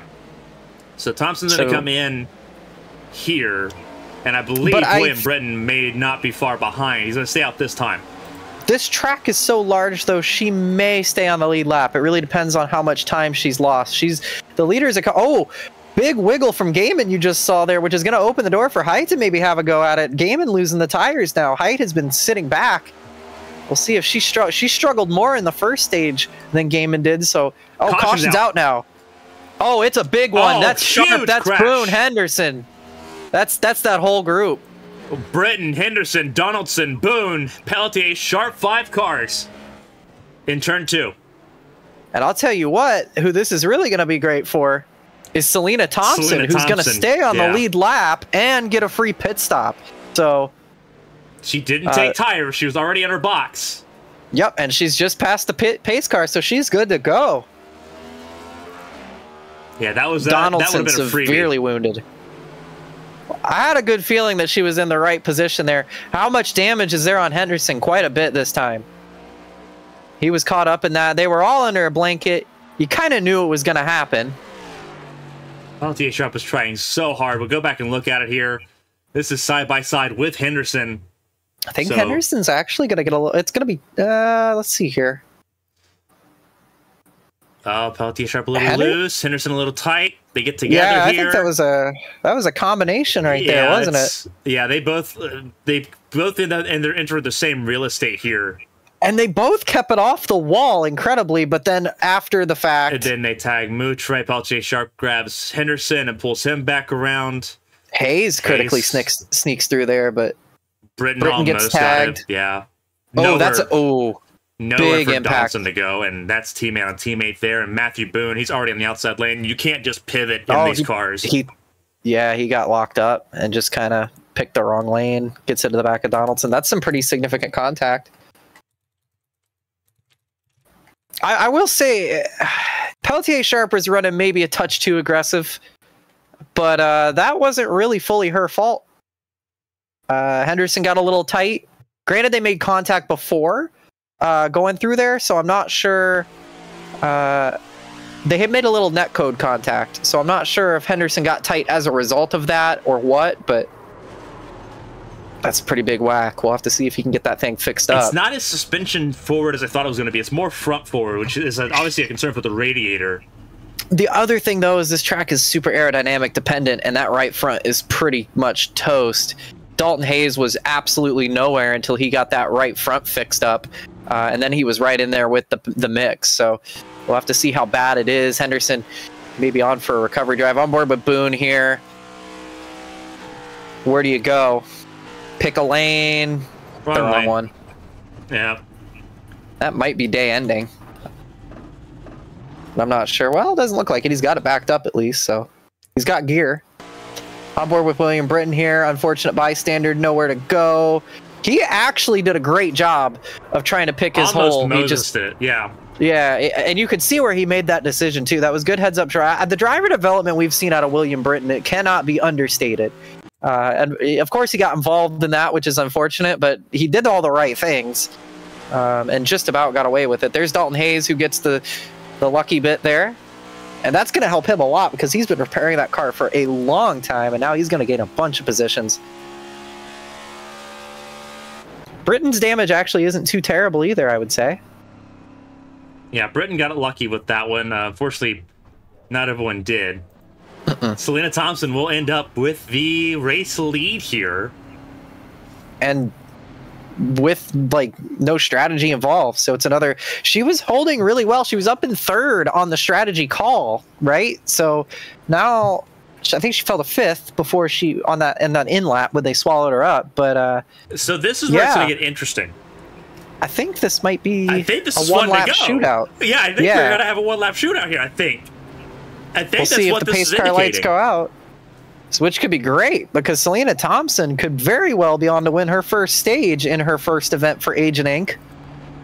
Still part of NFG Motorsports for this series. Lights are out. Yep, one lap restart. It's going to be...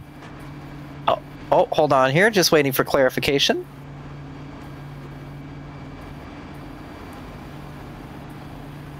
So, waiting to hear...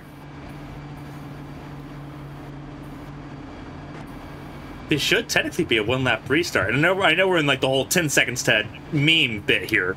So to confirm, stage was called at the end of the caution. So Selena Thompson will win stage 2. I don't think that's because if it's called at the so they called the end of stage at the time of caution. So they called it with Josh Gaiman. Ah, well. So stage 3 is technically starting a lap early. Well, now I'm not sure. We'll have to get a clarification there if we can. I see Boone confirming, yeah, the stage was called, but wondering now. Yeah, I think... Yeah, Sosi now confirming. Yeah, so Gaiman and Height were 1-2 in stage 2, and they're just starting stage 3 a lap early is what we're gathering from this. Yes, so that's the now my question is who is being awarded with the stage win, because if Gaiman got the stage win, that's critical. Yeah, Gaiman got it. Gotcha. Because it's when the caution is thrown. Correct. So it would have been Gaiman and Height. That's his second stage. Height gets another good helping of stage points. So yeah, no, that's really good for Gaiman because he needed that to happen here. But it's going to be in the hands of Selena Thompson coming to the green flag. Yeah, regardless, this is phenomenal for her. Mm-hmm.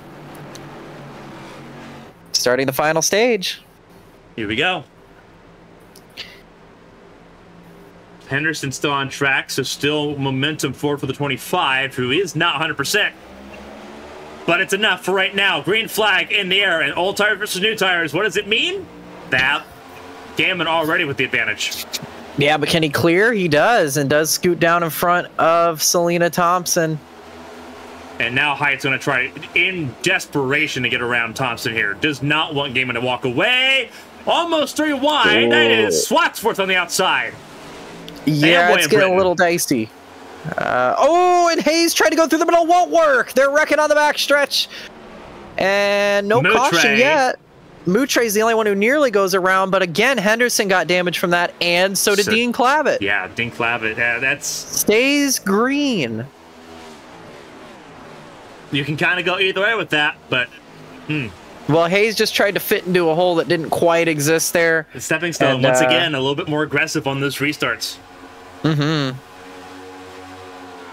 And Clavitt, again, having a horrible race at the moment in the number 2 machine. And that's not even his fault. That's just... He is in the wrong place at the wrong time here. Meanwhile... Height did not get around Thompson. In fact, lost 2 more positions. So she's lost out to Meredith and Swatsworth in the meantime. Yeah, sitting now down to 5th place. Gaiman leads as you see Swatsworth go on it for Meredith there. And the more that these two battle, the better it is for Thompson. Mm-hmm. And a little bit of contact there. Just a little smidge. Brilliant racing. I don't know that they touched that time, to tell you the truth. It might have been a little net code, but... Just a little kiss. Just a little kiss. Here comes Height looking on the inside now. Thompson just came over the radio and said, Jesus, how are you so fast, Josh? Referring to Gaiman. Yeah. So, very impressed with the speed of the 61 car pushing Thompson a little further. Oh, trouble! William Britton, and there's more involved. That is... Saved. That was Hayes that saved it. Britton. Hayes coming back on track in front of Henderson. Saves it. Nobody's gone around yet. Still trying to save it. Hold on. Still saving it. He's turned Hayes is around. But he's on his own at the moment. And no caution. There it is. Yeah, that was a little late, I'd say. I think it was more or less just trying to get everyone around Hayes here. Because Hayes was stopped and pointing the wrong direction. So McDonald's got damage from that, as does Peach. There was a big accordion there, I think, because there's a lot of cars I'm seeing with damage, so I think there's a lot of damage on Pelletier Sharp's car. So we're going to have to rewind here a little bit. Mm-hmm. So this is the conglomeration where everything kind of goes haywire, and Hayes is near the end of this. Yeah, Hayes is behind all this. Yeah, he was behind this, but it was ahead of them. I think Britton was the first one that got sideways, no? Right behind Height there. Yeah, it was William Britton, because he... See if we can get a better angle of he's this. He's already over yawed. You can see how sideways that car is. Yeah, we're going to play in slow motion for you here. Yeah, you can see the slip angle. He overcorrects it there, walks it up the hill, but you can't really do it that much with the banking. And this is where McDonald gets it. Yeah, he's in desperation to try not to hit the wall, and you can see there Peach couldn't slow down in time, and then neither could Pelletier Sharp, neither could Hayes, neither could Pelletier Sharp, and then Hayes has a great save here, but never really does get it back because he has a good save here, and so does Britton, but then he goes across the grass here, and that's where he loses it. Goes back across the grass again, back across the grass again, and then loses it, and that's where the caution's called. A late call here because you'll see some more cars come by it, and then the caution comes out. So I'm glad nobody hit him, but yeah. Meanwhile, for William Britton, that contact with McDonald was the only contact he suffered, and he actually did save it. So good job for him to keep that thing under control. Pit lane's open, and here they all come. Gaiman has stayed out, as has Thompson, Meredith, Height, and Donaldson. So some more strategies happening here. Just outside the window.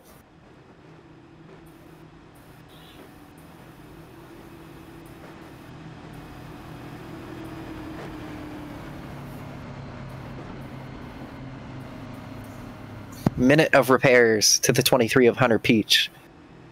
But Dylan McDonald only had 5 seconds. So the chaser getting away a little bit there. Yeah. Not that it matters because he's already locked in, but and this only is a reprieve handful for of Henderson and Clavitt, who get to do more repairs now under the safety of the yellow flag. Which was critical for them, yes. And likewise, that'll allow for Hayes to get some more repairs done now that he's got a little more. And Ryan Moutre, who admittedly kind of pulled the short straw there on that crash down the back straightaway. He stayed on the lead lap and will now get to finally fix that damage that he was not too pleased that he didn't get to repair a little earlier. And there you see him pulling by on the bottom of the screen. So it's Gaiman, Thompson, Meredith, Height, Donaldson, McDonald, Swatsworth. And then after that, it is going to be Britton, Pelletier, Sharp, Hayes, Boone, Clavitt, Peach, Moutre, and Henderson if he gets back out on track, which I think he will. He's just repairing a lot more damage. So. And there he goes. He's just launched. You see him at the top of the screen there, and it looks like Donaldson has decided to come in this time. William Britton has been given an EOL penalty, I think, for causing the incident. That would be correct, I believe. So 72 will drop to the rear. And McBride on pit lane again as well.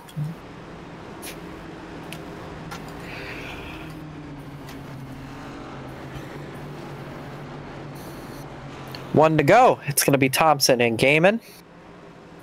And Height and Meredith in the front 2 rows.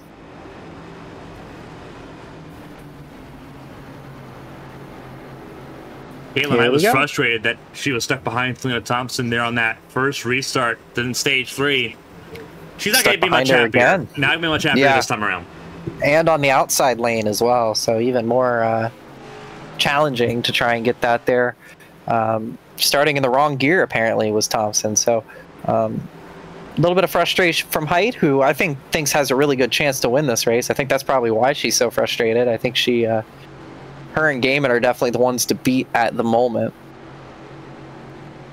But how many times have we said that and watched both the front runners get wiped out in various incidents and we had a wild card winner? You know, somebody who knows a thing or two about wild card wins. The man stalking in that camouflage in row number 2, Zach Meredith. Not many cars for him to have to pass tonight, so he's up in 3rd. This is what he calls a lazy day. Then have to pass 30 cars. Yeah, only 17, and now we're down to 15 still running, so 13 on the lead lap. I'm just worried that he's going to start like getting himself EOL so he can start passing cars again. Well, his 1 million jelly beans are pretty well sealed already. He's passed more cars than anyone else this season. Let's see if he can go ahead and pass 2 more and get himself out front in that National Guard Toyota. Gonna be Gaiman and Thompson leading us down. Let's see how it works out this time. Again, Thompson with the slow restart. That's not gonna make Height any happier. And it has allowed for Meredith to get up and look at this gaggle as Thompson just falls back on that outside lane now. Yeah, Height was just happy to not be stuck for that down there more than a corner. Otherwise, was worried about that outside, but she slid down underneath Thompson quick enough. Now it's going to be Gaiman, Meredith, McDonald, Height, Thompson, Sharp, Swatsworth, Clavitt, the top 8. Henderson, the lowest running chaser right now, who has a lot of damage from the last 2 cautions, of which he unfortunately were involved in both, and was involved in the incident that didn't bring out the caution. So yeah. Very bad, terrible, no good, very unfortunate day. Yeah, without a doubt. Gaiman and Meredith, this is going to be an interesting little battle. Oh, yeah. And the hometown hero, McDonald. Already locked into the championship 4, has nothing to lose here. Would love to win at his home track. Oh, Meredith gets really loose. And McDonald's going to pounce on it. Yeah, McDonald wasn't really sure where to go. He was trying to take advantage, but that 39 car was all over the place. McDonald just gets up to the quarter panel in time for the corner. It's a 4-car breakaway. Yeah, Height definitely faster, I think, than these 2 in front of her, but on pace with Gaiman, but Gaiman just inching away a little bit. She's not been able to get back to that 61 car. Yeah, she's going to be frustrated right now. She's going to see what she can do. Oh, they're nearly touching down the front straightaway there, though, McDonald and Meredith, and now they're going to get gridlocked in a side-by-side battle. So Height's going to have to just wait, but McDonald powers through and takes 2nd place. The hometown hero with a special paint scheme for a special day for him on his way to try and knock on the door of destiny, as Gaiman is currently the milk holder down the back straightaway with 23 to go. The pit window's opening. They can make it on one more stop.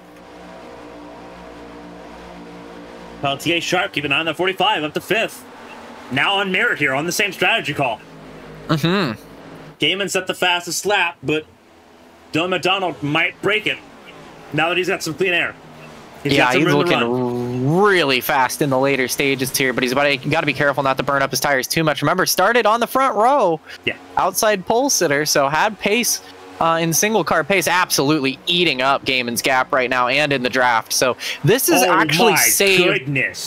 This has actually also saved Meredith and Height, because now it reestablishes the connection of draft. Everybody has draft on the leader now again, which they did not have when they were battling like they were. McDonald is absolutely on one right now. He is eating it as Gaiman tags the wall a little bit.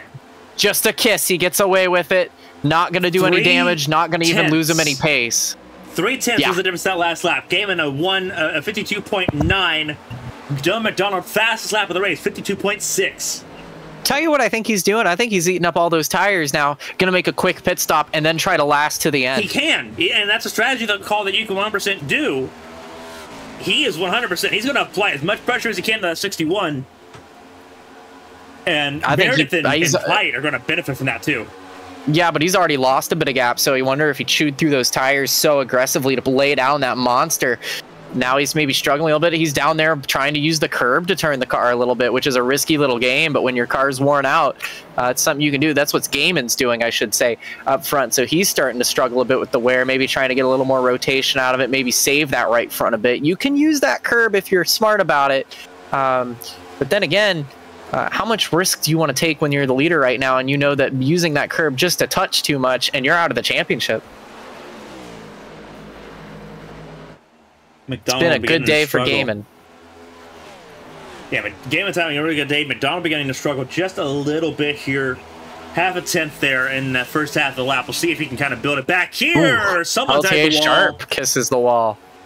She's got a little bit of damage, but it looks like it's just cosmetic on the 45 car. But she definitely got it a little bit harder than McDonald the likes. faster this lap. Yeah, it's the ebb and flow. It's what we love seeing here.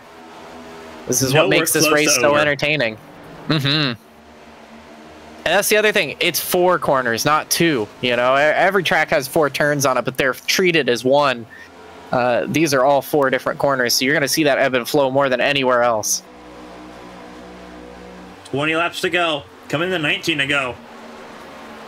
It's been a spectacle here in Indianapolis.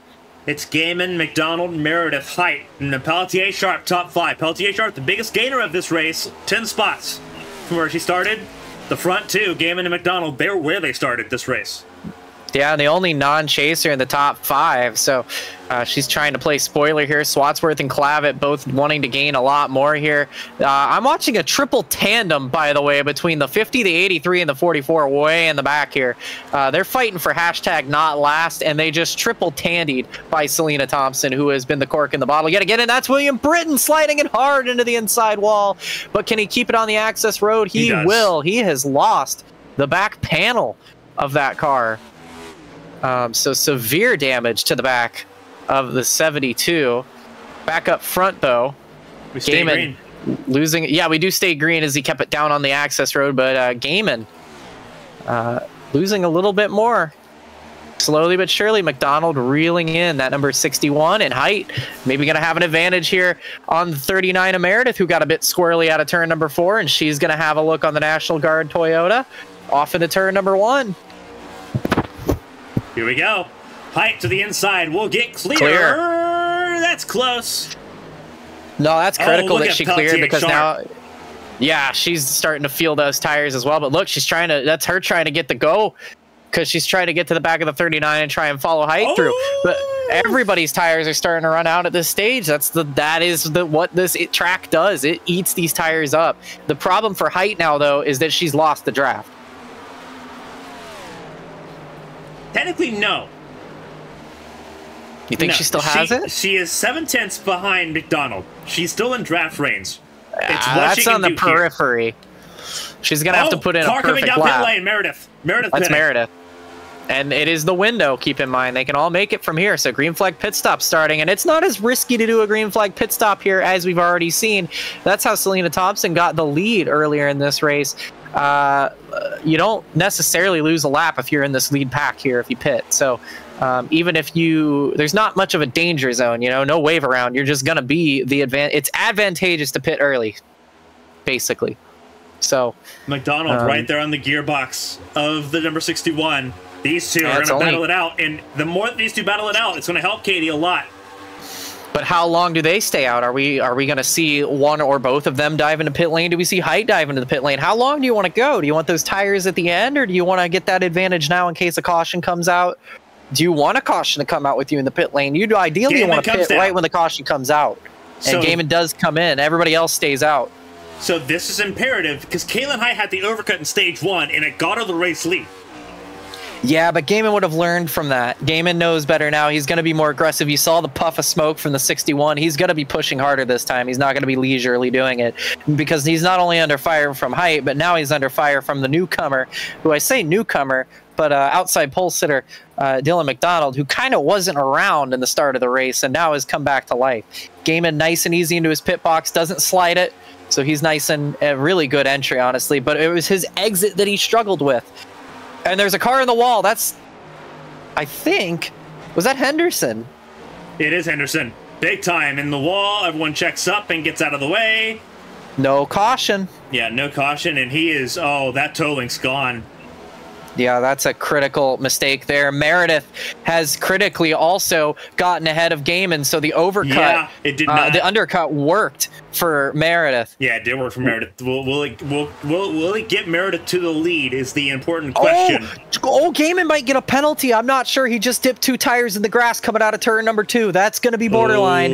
I don't know if he's going to get away with that or not. That is a borderline move. He knew he had to push harder. He knew he lost speed. He saw Meredith pulling a gap in front of him. He dropped 2 tires in the grass. How close is that going to be? Will he get away with it? That's the question.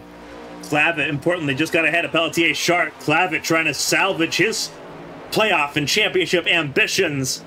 Getting out of the 45. It's going to be 4 cars.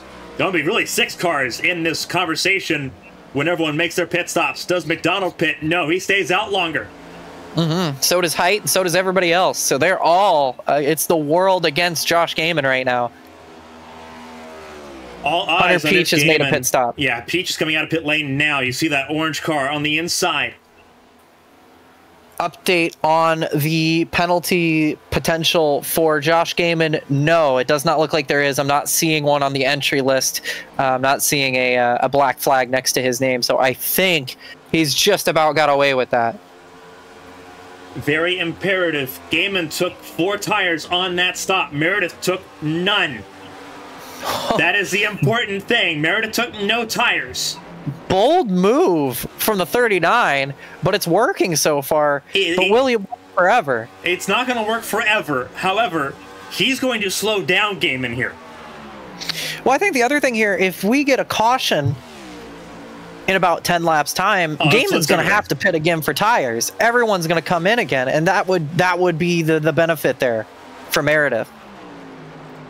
And he's got an awfully large gap too, so it might work out. I am surprised, Carmen, to see that these tires, it has to probably do with these different profile tires.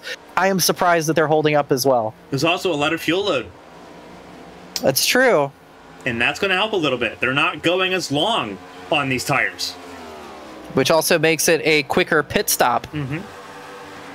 If you do fuel only, because you have less cans to put in. So Height on the back bumper, McDonald, Swatsworth in the wings now as well. Are they going to hang on to the lead after they make their pit stop? Probably not, but they'll have a lot fresher tires by now, and Height comes in now. And this Does anyone else follow her? This is important because the last 2 laps, Height's been quicker than Gaiman. Yeah, well, she's had that draft from McDonald to help her, too. Gaiman's been all by himself, so this is a really good strat here from the 11. Now, that's going to pull her ahead of Gaiman and to give her a couple lap fresher tires, which is going to make a pretty decent difference.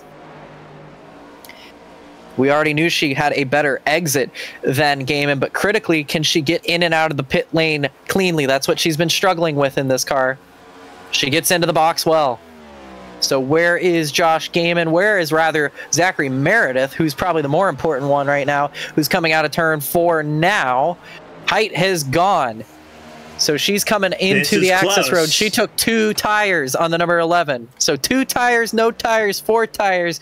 Take your pick.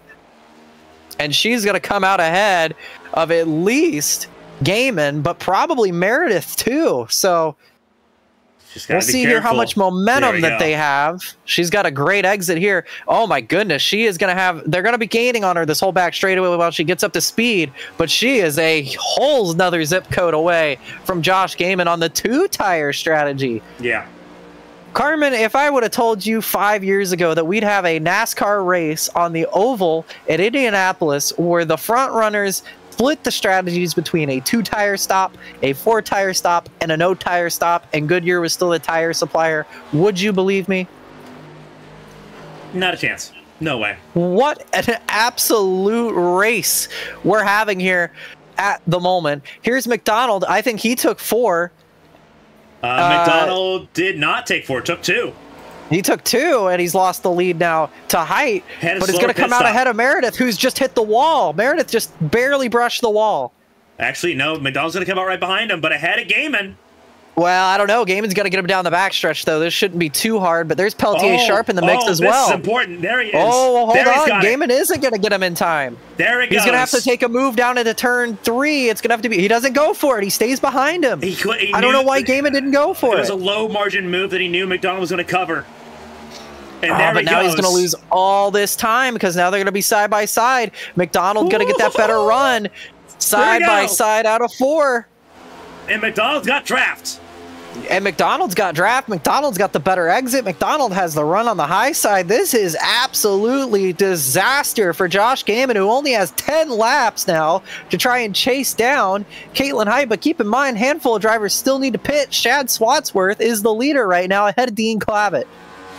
And they're going to run it dry. Yeah, I think they have to. That's the gap between Height and Meredith. Meredith now the cork in the bottle. McDonald on 2 tires, Gaiman on 4, and they're all converging on 1 point. Meanwhile, Height just sailing further into the sunset in that number 11. If they pit up ahead of her, Hayes, Clavitt, Swatsworth, if they do need to pit, it's her race to lose right now, which would punch her ticket to the championship 4. But, you know, Meredith wants that too. You know, McDonald doesn't care. He wants to win his home race, and Gaiman needs to win to make it into the next round because after that horrible opening round, he needs some big money moves. He won both stages, which is going to help him a lot, but he is by no means safe going into Bristol. Meredith's going to drop both spots here through 1 and 2. Gaiman gets ahead of Meredith. Yeah, that's imperative there. Oh, Meredith a little loose there. No tires going to do that to him. Gaiman took 4. So keep that in mind. He's going to be a little faster statistically speaking. He should be faster than Katie Height, but is he going to have enough time?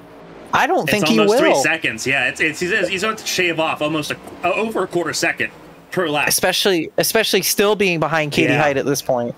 Or behind McDonald, rather, at this point. Look how much he's struggling, too. He's burning up those 4 tires trying to get around everybody. Wild stuff. Swatsworth leads through turn 4 right now, but he should be making a pit stop soon. He's hoping for a caution. There it is. And there's his pit stop, and here comes Clavitt, too. I assume Hayes is going to have to pit this time around as well, so this will hand things off to Caitlin Height, who has a huge lead, the largest one we've seen so far tonight. And there goes Hayes, so it's going to be Height. Down the back straightaway into turn 3, into the north chute. Look at the battle here between Pelletier Sharp, who gets around in the background here there you go. Of Meredith. So she's looking strong for a top 5 finish tonight because that's what the pass just was for 4th. It will be. So good move there for her. She's looking at another career best finish. Swatsworth coming out of the pit lane. Fuel only. And there goes Height in the background. Should clear. It's going to be pretty close. It's going to be very close because Swatsworth took fuel only. As did... Well, Clavitt took 2. Yeah, Height's got the track position though, so this should be a slam dunk. But this is another obstacle for McDonald and Gaiman. I think it's over. I think this one's over unless we get a caution. There's no way that Gaiman's going to gain all that time. You can't gain 3 seconds here in 7 laps unless Height has a J.R. Hildebrand-esque blunder. It's just not going to happen. Knock on wood. There's no left cars for about a half a rush track, so... I'd like to win as an owner. I'm going to knock on wood. I'm not going to have that jinx. Don't put that evil on me. No way. Well, now that you've said that, it's going to happen. But Katie Height currently leads over a 1.5 seconds over Swatsworth, who should continue to lose time on no tires, but a good strategy for him to put that car P2. Pelletier Sharp having a great run again in the top 5 on a string of great races for her. Gaiman getting looser and looser as he sees this race slip away. He needs to think big picture here. He's had two stage wins. Absolutely. He's got 2 stage wins, which won't be enough to lock him in by any means, but it makes him in a lot better position than he was coming into this race. He needs to think big picture and not throw this thing away. We've seen him throw away opportunities in desperation before. He needs, he's struggling hard. He needs to focus here. Yeah, even if it means giving up 5th to Sharp, he needs to just finish this race in the top 5.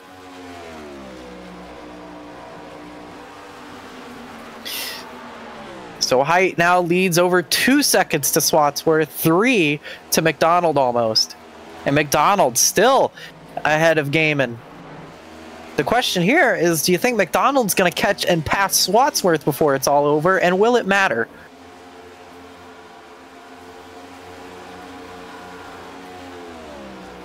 Dean Clavitt making a big move, 3 wide down the back straightaway on Peach and Meredith. He needs to make these moves because he's also in trouble in the points.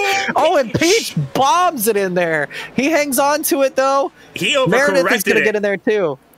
Peach almost completely nosedived it and saved it. Wow. Well, he didn't want to give it up. And now he's going to get the advantage here anyway on Meredith. So great racing here. Why we ever left the oval, I'll never know in real life. Some fantastic racing going on here tonight to prove why this is one of the best tracks, not in America, not in Indiana, in the world. 4 laps to go, separating Caitlin Height from an ice cold glass of milk and a kiss on the bricks. McDonald attacking Swatsworth here, looking for 2nd place. Swatsworth strategized his way into the podium spots. McDonald going to be aggressive here, going through turn 3, over-unders him. None of it. Sold him a dummy. How do you do? We'll give you a bag for free. Will it be able to work, though, because they're still side by side? They're going to be side drafting. This is the opportunity that Gaiman needs to throw himself back into the podium places. Keep an eye on the 45 of Pelletier Sharp, who has now entered the fray thanks to the battling going on here. Pelletier Sharp could get herself onto the podium here at Indianapolis. And Gaiman is there. Yeah. All over the back of Swatsworth, has not been able to get around McDonald, but might have an opportunity. Oh, but he's so loose as he tries to sneak underneath the 4 car. He killed his run. Gaiman's not setting up these passes. No, he's not doing what we saw Boone do earlier. He's just taking every run as he can, and he's not really setting up. Now it's almost like he's listening to us because now he's backed it up a little bit, trying to get that advantage through turn 3, but you can see that rear end is just not there for him. And now look who's on the offensive, as you mentioned. Pelletier Sharp's got the best handling of everybody in this group, and here's a good setup from the 61. He finally figured it out to the inside of the 4 of Swatsworth. 2 to go at the Brickyard. 5 miles and counting. Gaiman's not safe because Sharp's faster than him. Yeah, Sharp is really quick, and she is going to try to make a move on Swatsworth through turn 2. She needs to if she wants to have a chance to go after Gaiman. This all happens behind Caitlin Height. She's clear of Swatsworth and can go after the 61 for the final step on the podium. She can taste the milk. That's big for Pelletier Sharp. But is Swatsworth going to re-attack, though? No, not going to be able to. So now, with the fresher tires, the better handling, is going to go after Josh Gaiman. But all of this, by the way, happening behind Caitlin Height, who's been bridesmaid all day today, to the man that we just saw fighting for his life on the podium. 1 lap to go. The next flag will end this race. Caitlin Height is 2.5 miles away from kissing the bricks and punching her ticket to the Final 4. McDonald's almost gotten away with this one. Pelletier Sharp's going to have one more gasp. One more gasp. Here we go. There she goes. They make contact. She hangs on to it. He hangs on to it. They're going to side draft down this back straightaway. Yeah, this isn't over. Gaiman not happy. He needs to think big picture, but pinching her hard to the inside. They touch twice now down the back stretch. Now maybe a 3rd time as they head off into turn 3. Somebody's got to give, but nobody will. Gaiman drives it in deep and moves up off the bottom. That opens the door for Sharp. They touch again, but it's not going to work. Meanwhile, up front, Caitlin Height comes down and punches her ticket to the Final Four. She's going to win at the Brickyard. Dylan McDonald hangs on for a hometown hero finish of second, and Pelletier Sharp on the last gasp is going to finish in third and on the podium. Gaiman fourth and Swatsworth fifth. And how about that? Dean Clavitt comes back for sixth, and Meredith seventh, passing Hunter Peach in the last few laps. Woo! How about that? Well done, Indy. Brilliant stuff. And Gaiman is not happy. He's not going to be happy, but that's racing. Pelletier Sharp raced as tough as we've seen her race tonight, but as fair as we've seen her race. Yeah, absolutely. That was tough but fair. That was Rubbins racing to a dot. She didn't chop him. She didn't push him into the wall. She moved him. She side drafted him. She slowed him down. And she got the podium from it. That is, to a dot, that is what you want to see. And we saw it all race long. And congratulations. Hey, and we saw Caitlin Height, first one to congratulate Dylan McDonald after his win at Chicagoland. Who's the first one there to say congrats to Katie Height? Dylan McDonald. 1-2 for them again. This time the roles reversed, and they're both going to go fight for a championship. And Height. Oh, no! They're not going to be happy about that one. She's off the bricks now. 20 years with that move. She's got it off the bricks now, so she's at least keeping the most of it. But if the they're going to have a talking to with her there. When she ends up in the wall later this week, you can't tell me it's not destiny. Hey. Oh, she's racing on Wednesday, too. Well, that's what I'm talking about. Yeah. Yeah. Well, we'll speak to her. We'll speak to Donaldson, and we will speak, or McDonald, rather, and we'll speak to Pelletier Sharp. 3 very happy drivers. Pelletier Sharp, I believe that's going to be her best finish of her career. In HTL, yeah, 100%. What a drive. Let's take another look back at that battle if we can. We'll do that here in just a second, because that was absolutely phenomenal stuff. And obviously, McDonald's celebrating as well. His home race, second place for him. And happy for Height, because they've been exchanging information these last several weeks, and that's how they both will now punch their ticket into the championship. And I think you know this as well as I do. You want to be racing for a championship with people you trust and people you can rely on to at least race you clean. And those two know that they're now going to be fighting over a championship, and it's at least going to be a fair fight for those two. Yeah. What a race. That was top to bottom, phenomenal stuff. That was absolutely. For anybody, when you leave a race winning ear to ear, it's magnificent. Yeah. If there's anybody out there that goes Indianapolis on the oval with NASCAR is boring, I implore you to please get a better opinion. Yeah. What a race we saw tonight. We saw multi-groove racing somehow. We saw brilliant strategy plays. We saw movers and shakers. We saw comers and goers. This was everything you could have wanted out of an old school stock car race. And we got it tonight. What a finish. What a race. Absolutely. Top 5 unofficially is Height, McDonald, Sharp, Gaiman, and Swatsworth. We'll go through the full finishing order of 18. Well, you can see them all actually on the left-hand side of your screen. Might as well go through it now. Height, McDonald, Pelletier Sharp, Gaiman, Swatsworth, Clavitt, Meredith, Peach, Moutre, Thompson, Hayes, Henderson, Boone, Donaldson, Britton, McBride, Santiago, and Eichler. We'll have a more detailed look at that before we sign off for the night. But for now, let's see if we can't grab some post-race interviews. We'll start with Pelletier Sharp. Yeah, it'd be great to pull up that replay while we talk to her. And Lily, this is Kristina and Carmen in the ABN booth. You got a copy? Yeah, I got a copy. Well, we're just having a look back at what was an incredible run to what was your best finish ever. First career podium in HTL and bettering your best finish of 6th at Kansas. Walk us through this final bit with you and Gaiman. After the stop and I came out behind him, I could see off the corner he was getting loose quite a bit and actually losing time. I think it was either Meredith or Peach, who told me that Shad hadn't taken tires. So I knew there was a chance for a top 4, but as soon as I started catching up to Josh and Shad, I knew there was a chance I could get this, but it'd have to be hard fought. Didn't expect it to be turn 3 on the last lap. You were scrapping all night long. It seemed like you were making contact, you were giving bump and runs, you were side drafting really hard. You were absolutely scrapping from flag to flag today. What was that like getting out there with the guys and girls and really kind of putting your foot down lately in these last few races and really showing your speed and really making maybe making some ruffling some feathers along the way, but really just giving it everything and going out there and getting a little physical at times? Yeah, I mean, it all started with that no tire call I took at stage 2. I knew it was going to be a little tough towards the end there, so I was like, I might as well just take a I've had enough of being pushed around attitude, so might as well try and fight back. Yes, I know when a wreck happened when Blake pushed me off the corner, but that's just one thing. The rest of it was just hard racing, I felt.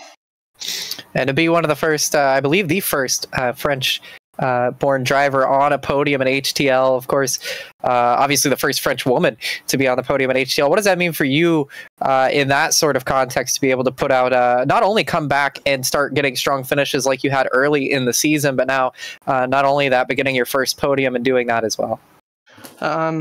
Just proving that I can do it if I put my mind to it and not, that bad results and bad incidents, just affect me. Just get my head down and do it. Well, it was a fantastic effort, of course. If you have anybody you'd like to shout out, now would be the time to do it. Congrats on your first podium in HTL and a fantastic drive to get there. Just want to thank all of NFG, really helping there, especially talking through strategy throughout the rest of that race. Not only that, I know Emma doesn't race here, but Emma, they're just always amazing, helping me keep calm, and I know stuff doesn't always go right. So, yeah, been fun. Well, congratulations. Enjoy the podium and enjoy your glass of milk, which I'm sure you'll be having tonight for a top 3 at the Brickyard. Congrats. Milk or water, I need one of them. Why not both? That's Lily Pelletier Sharp, who finishes 3rd tonight in her first career podium for HTL.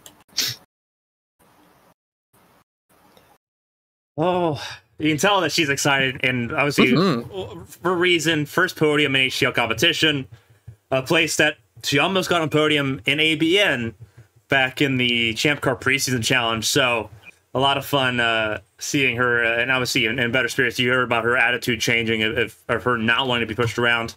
Tonight we got to see what that looked like, and it was very entertaining. So congratulations to her finishing 3rd here tonight. Now we get to talk to the hometown driver, so to speak, a little far away, Fort Wayne to Indianapolis, but as close as you can be for Dylan McDonald to being at home. We'll hear what he has to say. Carmen, this is Dylan from the ABN booth. Dylan, this is Carmen from the ABN booth. Wow. I have completely flubbed that one, but we're doing it live, Dylan. Wow. Dylan, obviously, phenomenal race tonight, 2nd place. My mind's completely blown away still. But from your cockpit, amazing battle with Gaiman, amazing battle with Swatsworth, with Clavitt, with Pelletier Sharp. Walk us through this perspective for you, how this feels being on the podium at home. It feels really good. I really wanted that race win here tonight just because of who I had on the car. But, I'll take a P2 to Katie any day of the week. Any day. Super respectful, super quick, too. So just one more spot, and I would have had that win here tonight. And, yeah, the battling. It was getting in my head a little bit. Dooring each other all the way down the front stretch, in the corners, down the back stretch. And it just, I knew I had to get around Alyssa there. And only one way to do it was to run her high into a corner. And hopefully it didn't put her in the wall or anything like that. But she just wouldn't. She was like a thorn in somebody's side on older tires. You just want to get around so bad, and they just hang on for dear life. And yeah, I just really wanted to get that track position, and just had a runner high there. Obviously, you had won at Chicagoland last week, and the pace you had tonight, it was like, okay, maybe he's got this again. You finished where you started this race. How important is this race to you every season? Obviously, you've been here for a couple seasons now. How important is this season, especially being in the playoffs? How important is it to just do well here? Obviously, the sentimental reasons, but how much pressure did you still have despite winning last week? The pressure is huge. Like you said, it is my home track. You always come here when I can.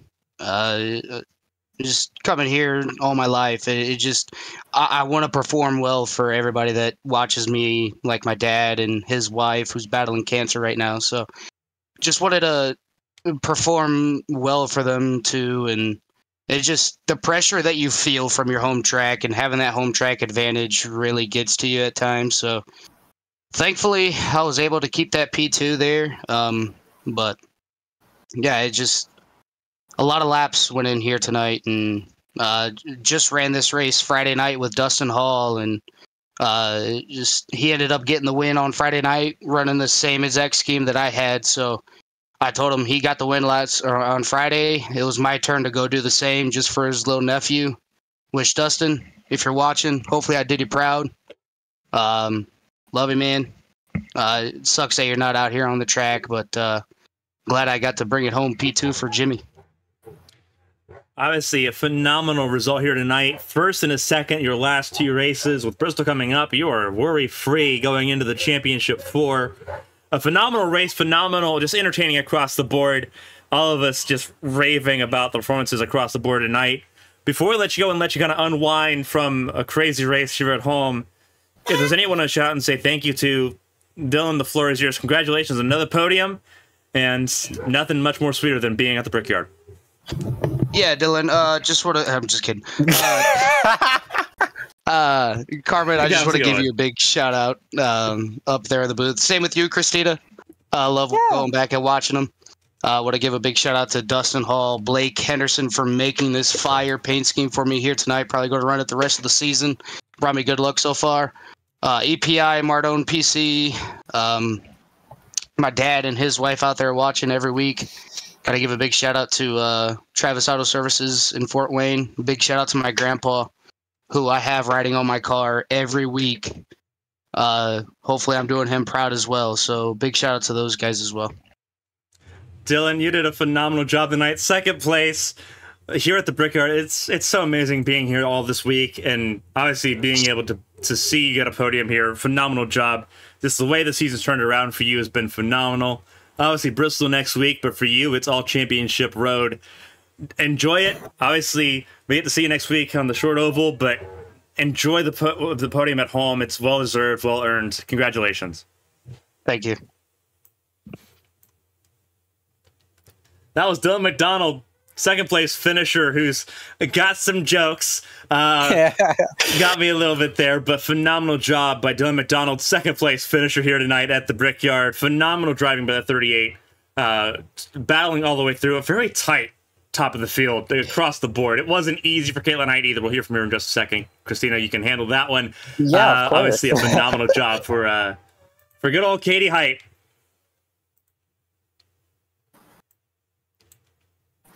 Katie! This is Kristina and Carmen in the ABN booth. You got a copy? Yeah, I gotcha. Welcome to the Final Four. Fantastic drive from you today. Obviously, we're wearing the maid's bride dress for the first two stages. Couldn't quite get around gaming, but some fantastic strategy put you in another zip code. Was that the plan all day, or was that something that kind of formulated as the race went on? Well, that final call there, that was pretty much just sort of Dylan and I bouncing back ideas, and earlier I thought I might have messed up by not pitting under that earlier caution, so like we're just going back and forth, and then it's like, okay, this is the call.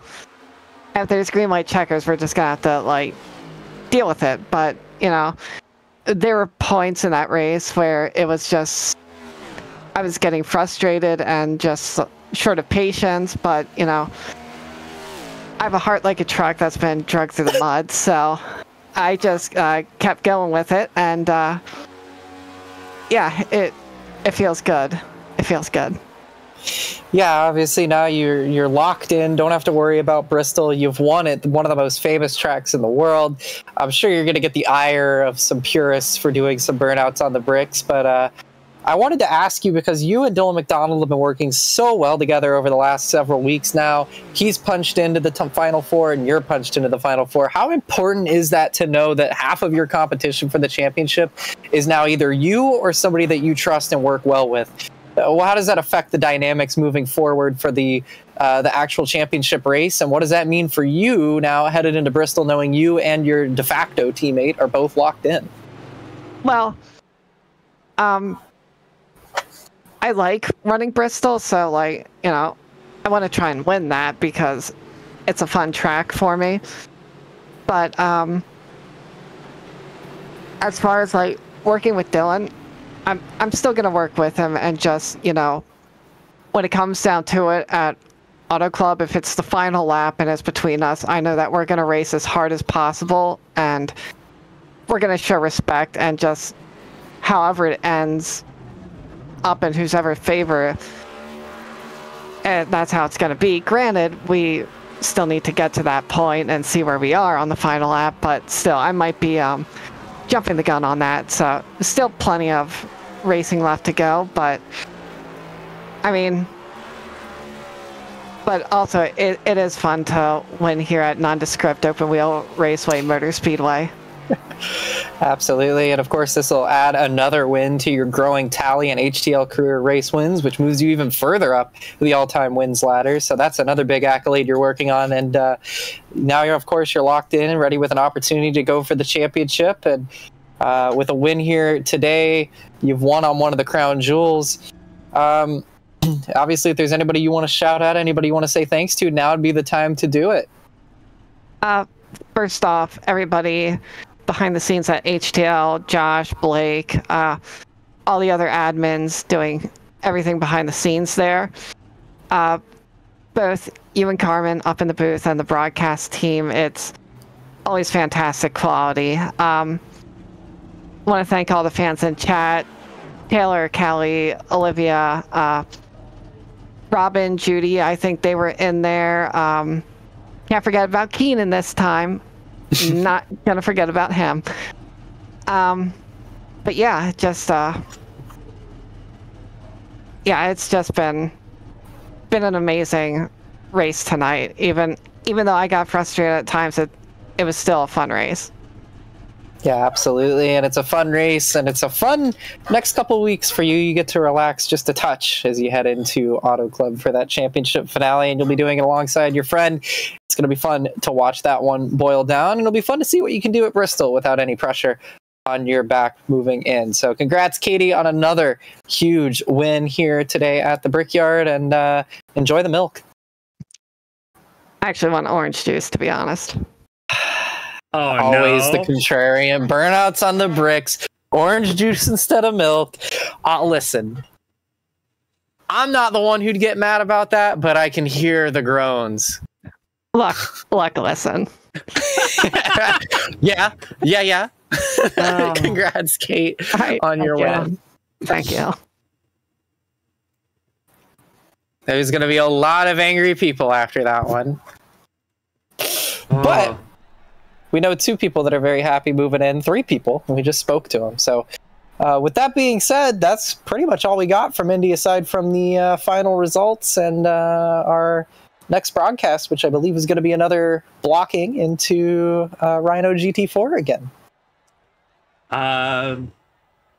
We'll see. Apparently, Ohave was the one who redeemed the raid redemption, so we'll see where we're going, because she said anyone but Rhino.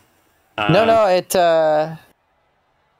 Oh, it was. Yeah. Sorry, yeah. I saw it the other way around. Yeah, she got it before Aerotech did. Wow. So we'll figure that out here in a second. But here's the race results on your screen. ABN 200 at the Brickyard, won by Caitlin Height, with Dylan McDonald in second place and Lily Peltier Sharp. First career podium for her in HTL. Third place tonight for NFG Motorsports.